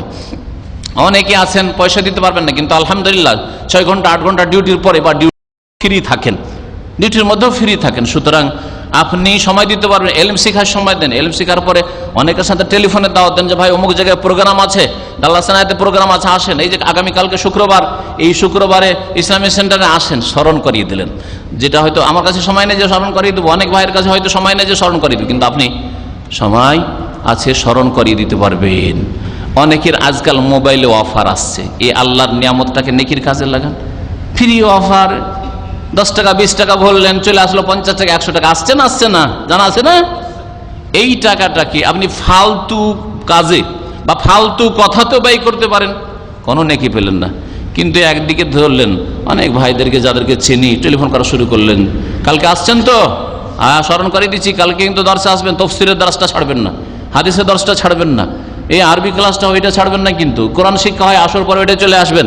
হ্যাঁ, আজকে ধরলেন মাগরিব থেকে ঈশা পর্যন্ত সময়, ডিউটিও নাই, ফ্রি আছেন, আর আধা ঘন্টা 1 ঘন্টা যতগুলি বন্ধু মহল আছে সবকে একটা একটা করে টেলিফোন করে, বা পরিচিত লোক আছে, আসেন দাল্লাসানাতে প্রোগ্রাম আছে, আসেন। দেখেন, সময় দিলেন, আল্লাহ পাক নিয়ামত দিয়েছেন, ফ্রি অফার অনেকের আছেন, আপনার এসছে, দিনের কাছে ব্যয় করলেন। দান খায়রাত 2 রকম। একটা দান খায়রাত হচ্ছে সীমিত দান খায়রাত, আর একটা হচ্ছে সীমিত না, আনলিমিটেড দান খায়রাত। লিমিটেড সীমিত দান খায়রাত চাইতে যেটা সীমিত নাই, সীমাহীন দান খায়রাত, তার ফল অনেক দূর পর্যন্ত, হ্যাঁ, আনলিমিটেড, সেই দান খায়রাতে বেশি সওয়াব রয়েছে। এই দুটো কথা শুধু বলে আমার আলোচনা শেষ করে দেব। আপনি একটা লোককে একবার 10 রিয়াল দিলেন, গরিব মানুষ, আর ফুটপাতে কষ্ট করছে, যা 10 রিয়ালে তুমি হোটেল থেকে খাবার খেয়ে চলে আসো। আজকাল অনেক জায়গায় দেখবেন লোকজন একামা নেই, কিছু নেই, আর আপনার পাচ্ছে না, আউট পাস পাচ্ছে না, পড়ে আছে, বসে আছে, 10 রিয়াল দিলেন, আর যাও খেয়ে নাও, অভাব আছে, অথবা এই টাকা দিয়ে তোমার প্রয়োজন সেরে না, হ্যাঁ, আর 2 রিয়ালে একটা পানি কিনে দিলেন, আর সারাদিন আর রোদ্রে কাজ করছে, নিয়ে গিয়ে পানি দিলেন, জুস দিয়ে দিলেন। আমি অনেক সৌদি ভাইদেরকে দেখি, ভালো মানুষ আছে, সুবহানাল্লাহ, ভালো একবার নতুন গাড়িতে এসছে, আর রাস্তায় ক্লিন করছে, দুপুরবেলা বা বিকালবেলা আসছি অথবা যাচ্ছি, দেখছি রাস্তায় দাঁড়িয়ে গেল ওই ক্লিনার পাশে, আর গাড়ি থেকে গ্লাসটা খুলে 2-3টা জুস অথবা একটা জুস বা একটা পানি দিচ্ছে। আলহামদুলিল্লাহ, এত ভালো মানুষ সমাজে আছে, সমাজে আছে। এটুকু করলেন, পানি দিলেন, এটাতে একটা বোতল, একটু আগে বললাম যে একটা নেকি করলে 10 পাবেন, এটা কমপক্ষে, কিন্তু আর বেশি বেশি কত? 100, এর চাইতে বেশি 700। এই আয়াতটা শুধু শুনিয়ে দিই। আল্লাহ পাক রব্বুল বলেন, মাসালুল্লাযিনা ইউনফিকুনা আমওয়ালাহুম ফি সাবিলিল্লাহ, ওদের দৃষ্টান্ত যারা আল্লাহর সন্তুষ্টির জন্য খরচ করে, কামাসালে হাব্বা, একটা দানার মতো, একটা বীজের মতো, আমবাতাত সাবআ সানাবিল, একটা বীজ বপন করলে যে থোড়টা হয়, আমরা থোড় বলি, কি বলেন আপনারা? আরে শীষ তো একটা হইলো, ও কয়েকটা শীষ বেরো, কয়েকটা, হ্যাঁ, হ্যাঁ খোঁচা থোড় বেরোলো। তারপরে ওতে দেখলেন যে সাতটা হলো, একটা দানা থেকে কি হলো, 7টা হইল। আম্বাদ সাবাসানাবের ফিকুল্লে সম্বলা, প্রত্যেকটা শীষে একটা শীষে কতটা করে দানা হইল, মিয়াত হাব্বা। আল্লাহ বলছেন 100টা দানা হইল। আল্লাহ পাক রব্বুল আলামিনের নেকির ক্ষেত্রে 100টা দানা। আপনার জমিতে 100টা দানা নাও দিতে পারে, কিন্তু আল্লাহর জমিনে নেকির ময়দানে কত দানা দেবে? একটা নেকি করলেন, 1টা টাকা খরচ করলেন, 7টার মতো হইল। হ্যাঁ হ্যাঁ, কামাসাল হাব্বাতিন আম্বাদা সাবাসানা, আর প্রত্যেকটাই ফিকুল্লে সুম্বুলাতিন মিয়াত হাব্বা, 100টা করি, তাহলে কত হয়ে গেল? একটা দানা থেকে 700 হইল। আল্লাহ বলছেন 700তে শুধু রাখবো না, ওয়াল্লাহু ইউদাইফু লিমান ইয়াশা, আল্লাহ আরো প্রবৃদ্ধি করেন, আরো বাড়িয়ে দেন, লিমান ইয়াশা, যার জন্য চান। ইখলাসের সাথে, অভাবের সময় নিজের গরজ আছে, নিজের প্রয়োজন আছে, না আমি 10 রিয়াল না ব্যয় করে, আমি নাস্তায় 5 রিয়াল খরচ না করে 1 রিয়ালে স্যান্ডউইচ, 1 রিয়ালে জুস, 2 রিয়ালে নাস্তা করবো, আর বাকিটা আমি দান করবো, অসুবিধা দেখি। 5 রিয়াল, 10 রিয়াল, 20 রিয়াল পর্যন্ত নাস্তা করছে মানুষ। একজন কিবদার হোটেলে গিয়ে 20 রিয়ালে নাস্তা করছে। আমি জিজ্ঞাসা করলাম, এক ভাই আমাদের কিবদায় আছে, বলছে 20 রিয়াল নাস্তা লাগে 1 প্লেটে, আর আপনি 2 রিয়াল নাস্তা করতে পারেন। তাহলে বাকি টাকাটা আমি বাড়াবো, এইভাবে বাড়াবো, আমার ওই 700 বা আল্লাহ ইউদাইফু। এই যে আপনার ইখলাস, আপনার নিয়ত, আপনার লিল্লাহিয়াত, আল্লাহর সন্তুষ্টি কামনা, আখিরাত সম্পর্কে চিন্তাশীল, দুনিয়া থাক আমার পেছনে কোন রকম চললেই হইল, সেজন্য আল্লাহ বলছেন 700-র বেশি বাড়িয়ে দেব। এটা হলো লিমিটেড। তারপরেও লিমিটেডও অনেকটা আনলিমিটেড, আর একটা আনলিমিটেড বলছে, সেটা হচ্ছে সেই নেকির দ্বারা যদি অনেকে উপকৃত হয়। আপনার দান একটা পেটে খাওয়াইলেন, পান করাইলেন, ওই লোকটা উপকৃত হলো, ঠিক কিনা? একটা গরিবকে খাওয়াইলেন, ওই লোকটা উপকৃত, ওর পেট ভরলো, ওর পিপাসা মিটলো, ওর ফায়দা হলো, ঠিক না? এর বেশি কিন্তু ফায়দা হলো না। খুব বেশি ওই লোকটাকে সুস্থ রাখলে, রুজি রোজগার করবো, ওর ছেলে মেয়েগুলোকে টাকা পয়সা পাঠাইতে পারবে, বাপ মাকে টাকা পয়সা, এতটুকু ফায়দা আর হইল। একটু চিন্তা করেন। কিন্তু এই টাকাটা আর এক খাতে যদি খরচ করেন, সেটা হচ্ছে আল্লাহর দিনের দিকে দাওয়াত দেওয়ার জন্য, আল্লাহর দিনের খেদমতের জন্য। একটা সিডি, ওই আমাদের খবর ভাইরা একটা সিডি, সেই গত শনিবারে গেলাম খবরে বক্তব্য করতে, তো মাশাআল্লাহ লোক মসজিদে, জামা মসজিদের সুবিখাতে অনেক লোক ছিল, তো দেখলাম যে সিডি বিতরণ করলো। তো আমাকে বেশ কিছুটা বেঁধে দিয়েছে আপনাদের জন্য কিছু। ওদের মধ্যে ওই 5টা বিষয়ের মধ্যে একটা শবে বরাত আছে, রজব শাবানের বিধান। ধরেন এই কিতাবটা একটা সিডি, ধরেন এই সিডিটা আপনি বা এই কিতাবটা 2 রিয়ালে, 3 রিয়ালে, 5 রিয়ালে কিনলেন। কেনার পরে একজন মুসলিমকে দিয়ে দিলেন যে নামাজ পড়ে না, একজন মুসলিমকে দিলেন যে কবর মাজার পূজা করে, ওইটা কি ইসলাম মনে করে? যেই ব্যক্তি পীরের মুরিদ হয়, ওটা কি ইসলাম মনে করে? পীর না ধরলে জান্নাত পাবো না। যেই ব্যক্তি শবে বরাতে হালুয়া রুটি খাওয়াটাকে ইসলাম মনে করে, হ্যাঁ, শবে বরাতের উৎসব করা কি ইসলাম মনে করে? এইরকম অনেক শিরক বিদআত আছে, অথবা অনেক পাপ আছে। একজন হয়তো পাপ জেনা করে, ব্যভিচার করে, অথবা বুলু ফিল্ম দেখে, ওর আখলাক চরিত্র গঠন হয়ে গেল, নামাজটা ঠিক হয়ে গেল, ওর আকীদা ঠিক হয়ে গেল, বিদআত ছেড়ে দিল, এই রকমের সংশোধন হইল। ও যখন সংশোধন হইল, ওকে একা সংশোধন হবে? চুপ থাকবে? বলেন দেখি। বরং যারা গোমরাহি থেকে হেদায়েত হচ্ছে আমাদের চাইতে বেশি সোচ্চার, আমাদের চাইতে বেশি, তারা কিন্তু তাদের রক্ত বেশি গরম। লোকজন শিরক করে, বিদআত করে গোমরাহ হয়ে মরে যাচ্ছে, আর বসে থাকবো আমরা? বসে থাকার সময় আছে? কই দেখেছি তো এক ভাই বলছে, আবু সারা জাযাহুল্লাহ খাইরান, তিনি বলছেন যে আমি দেখলাম, আর দেশে গিয়েও বেশ কিছু দায়ী আলেম ওলামাদের সাথে কথা বললাম, বলছে ভাই বসে থাকার সময় নেই, জাতি শিরক বিদআত করে ইসলামের নামে জাহান্নামে চলে যাচ্ছে, আর বসে থাকার সময় আছে? বেরোন আল্লাহর রাস্তায়, দিনের খেদমতে খরচ করেন, দিনের খেদমতে সময় ব্যয় করেন, মেহনত করেন, পরিশ্রম করেন। একটা তরিকা তিনি শুরু করেছেন কুয়েতে, ইউএসবি নিয়ে লিমুজিন চালানো, ওই যারাই গাড়ি চালায় আর বাংলাদেশি, যে ভাই এটা 4 দিনার লাগে। 4 দিনার মানে কাছাকাছি 40 রিয়ালের বেশি, 50 রিয়ালের বেশি। এই 40-50 রিয়াল আর 4 দিনার, এটা নিয়ে যান, আপনি শুনবেন, শোনার পরে যদি ভালো লাগে তো আমার মোবাইল নম্বরটা রাখেন, পয়সাটা কোনো সময় দিয়ে দিন। আর যদি শোনার পরে ভালো না লাগে তাহলে আপনি মাফ করে দিলাম, এখন থেকে পয়সা লাগবে না। কত সুন্দর তরিকা! এই তরিকা ওইখান থেকে শিখে এলাম। এটা আমার উপরে ছিল না এরকম যে একজনকে ফ্রি দিয়ে দিলাম, আর তারপরে বললাম যে ভাই যদি শুনে ভালো লাগে। অনেক সময় সব ফ্রি করতে পারিনি, সবটাই ফ্রি করতে পারেনি, কিন্তু দেখলাম যে পয়সা দিতে মোটেই রাজি না, তার জন্য ফ্রি। তো ঠিক আছে, আপনি ফ্রি নিয়ে যান, যদি ভালো লাগে তো পয়সাটা দিয়ে, 2 রিয়াল কিতাবটার দাম, যদি ভালো লাগে তো দামটা দিয়ে, আর ভালো না লাগে তাহলে অসুবিধা না, অন্য কাউকে দিয়ে দিন, আর কাউকে কিতাবটা দিয়ে দেন, না পয়সা লাগবে না। নতুন তরিকা শিখলাম ইসলামের দাওয়াতের। এর মাধ্যমে কি হলো, একটি লোক হেদায়েত হলো, 1 লোক হেদায়েত হলো, আরো কত লোক হেদায়েত হলো। শুধু তার পরিবারের না, তার শ্বশুর পরিবারকে ছাড়বে না, তার মামার বাড়ি যাবে, নানার বাড়ি, খালার বাড়ি, ফুফুর বাড়ি যাবে, ওদেরকেও গিয়ে হক কথা, কোরআন হাদিসের কথা বলবে, ইসলামের কথা বলবে, নামাজের কথা বলবে। এইভাবে দেখা যায় বাংলাদেশের সকল মানুষ আল্লাহওয়ালা হয়ে গেছে, সকল মানুষ পরেজগার হয়ে গেছে, সকল মানুষ বা অধিকাংশ মানুষ নামাজি হয়ে গেছে, অধিকাংশ মানুষ কাবিরা গুনাহ ছেড়ে দিয়েছে, অধিকাংশ মানুষ তাওহীদ প্রতিষ্ঠাকারী হয়ে গেছে, অধিকাংশ মানুষ দ্বীন ইসলাম বুঝতে শিখেছে, চোখ খুলেছে, শিরক বিদআতকে চিনতে শিখেছে। সুতরাং আর ধোঁকা দিয়ে রাখা যায় না যে মুরব্বীদের কথা মেনে নিতে হবে, খাতায় বুজুর্গান গিরেফতান খাতাস, বড়দের ভুল ধরাও ভুল, এ কথা বলে চোখে ধুলি দিয়ে রাখা যায় না। দলিল বুঝতে হবে, কোরআনে আছে কিনা, রসুলের হাদিসে আছে কিনা, বুঝতে শিখেছে জাতি। এখন এই জাতিকে আর অন্ধকারে রাখা যায় না। আল্লাহ পাক এইভাবে দেখবেন যে ঘরে ঘরে দিন ইসলাম পৌঁছে যাবে। এখনই রাস্তায় আসছিলাম, আর আমাদের সাথে ওই ভাই আছেন, জেদ্দা থেকে গোটা রাস্তা, ওই শিকক থেকে আসতে এখান পর্যন্ত গোটা রাস্তাটাই ওই জেদ্দার এক ভাইয়ের সাথে কথা বললাম। বলছে যে শেখ, এখন গ্রামে গ্রামে গ্রামে গ্রামে বক্তব্য, রাস্তায় চায়ের দোকানে চলছে, বক্তব্য চলছে, আলহামদুলিল্লাহ, তাওহীদের বক্তব্য, সুন্নতের বক্তব্য চলছে, লোকে শুনছে। তো এইটার জন্য মেহনত করতে হয়েছে, আর একজনের মেহনত না, কেউ নিয়ে গিয়ে পৌঁছিয়েছে, কেউ এটার পয়সা দিয়েছে, একজন হয়তো পয়সা দিয়েছে, পৌঁছাতে পারেনি, এখানে হয়তো পয়সা দিয়ে দিয়েছে, যান নিয়ে যান, অসুবিধা। আরেকজন নিয়ে গেছে, নিয়ে যাওয়ার পরে রেখে দিয়েছে, হয়তো আরেকজন বিতরণ করেছে। তাহলে কত লোকের মেহনত লাগলো। এর মাধ্যমে, এই দান খেরাতের মাধ্যমে অনেক লোক উপকৃত হইল।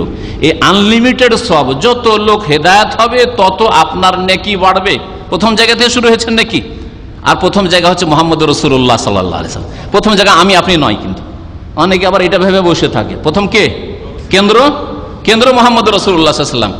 একজন লোক যদি সহি নামাজ পড়ে, প্রথম 1 ভাগ নেকি পাচ্ছেন রাসূলুল্লাহ সাল্লাল্লাহু আলাইহি ওয়াসাল্লাম। একজন লোক শিরক থেকে, বিদআত থেকে তওবা করে, পাপ থেকে তওবা করে, 1 ভাগ নেকি কে পাচ্ছেন? প্রথম মুহাম্মদ রাসূলুল্লাহ সাল্লাল্লাহু আলাইহি ওয়াসাল্লাম। কত নেকি তাহলে নবীর কাছে পৌঁছেছে এইভাবে।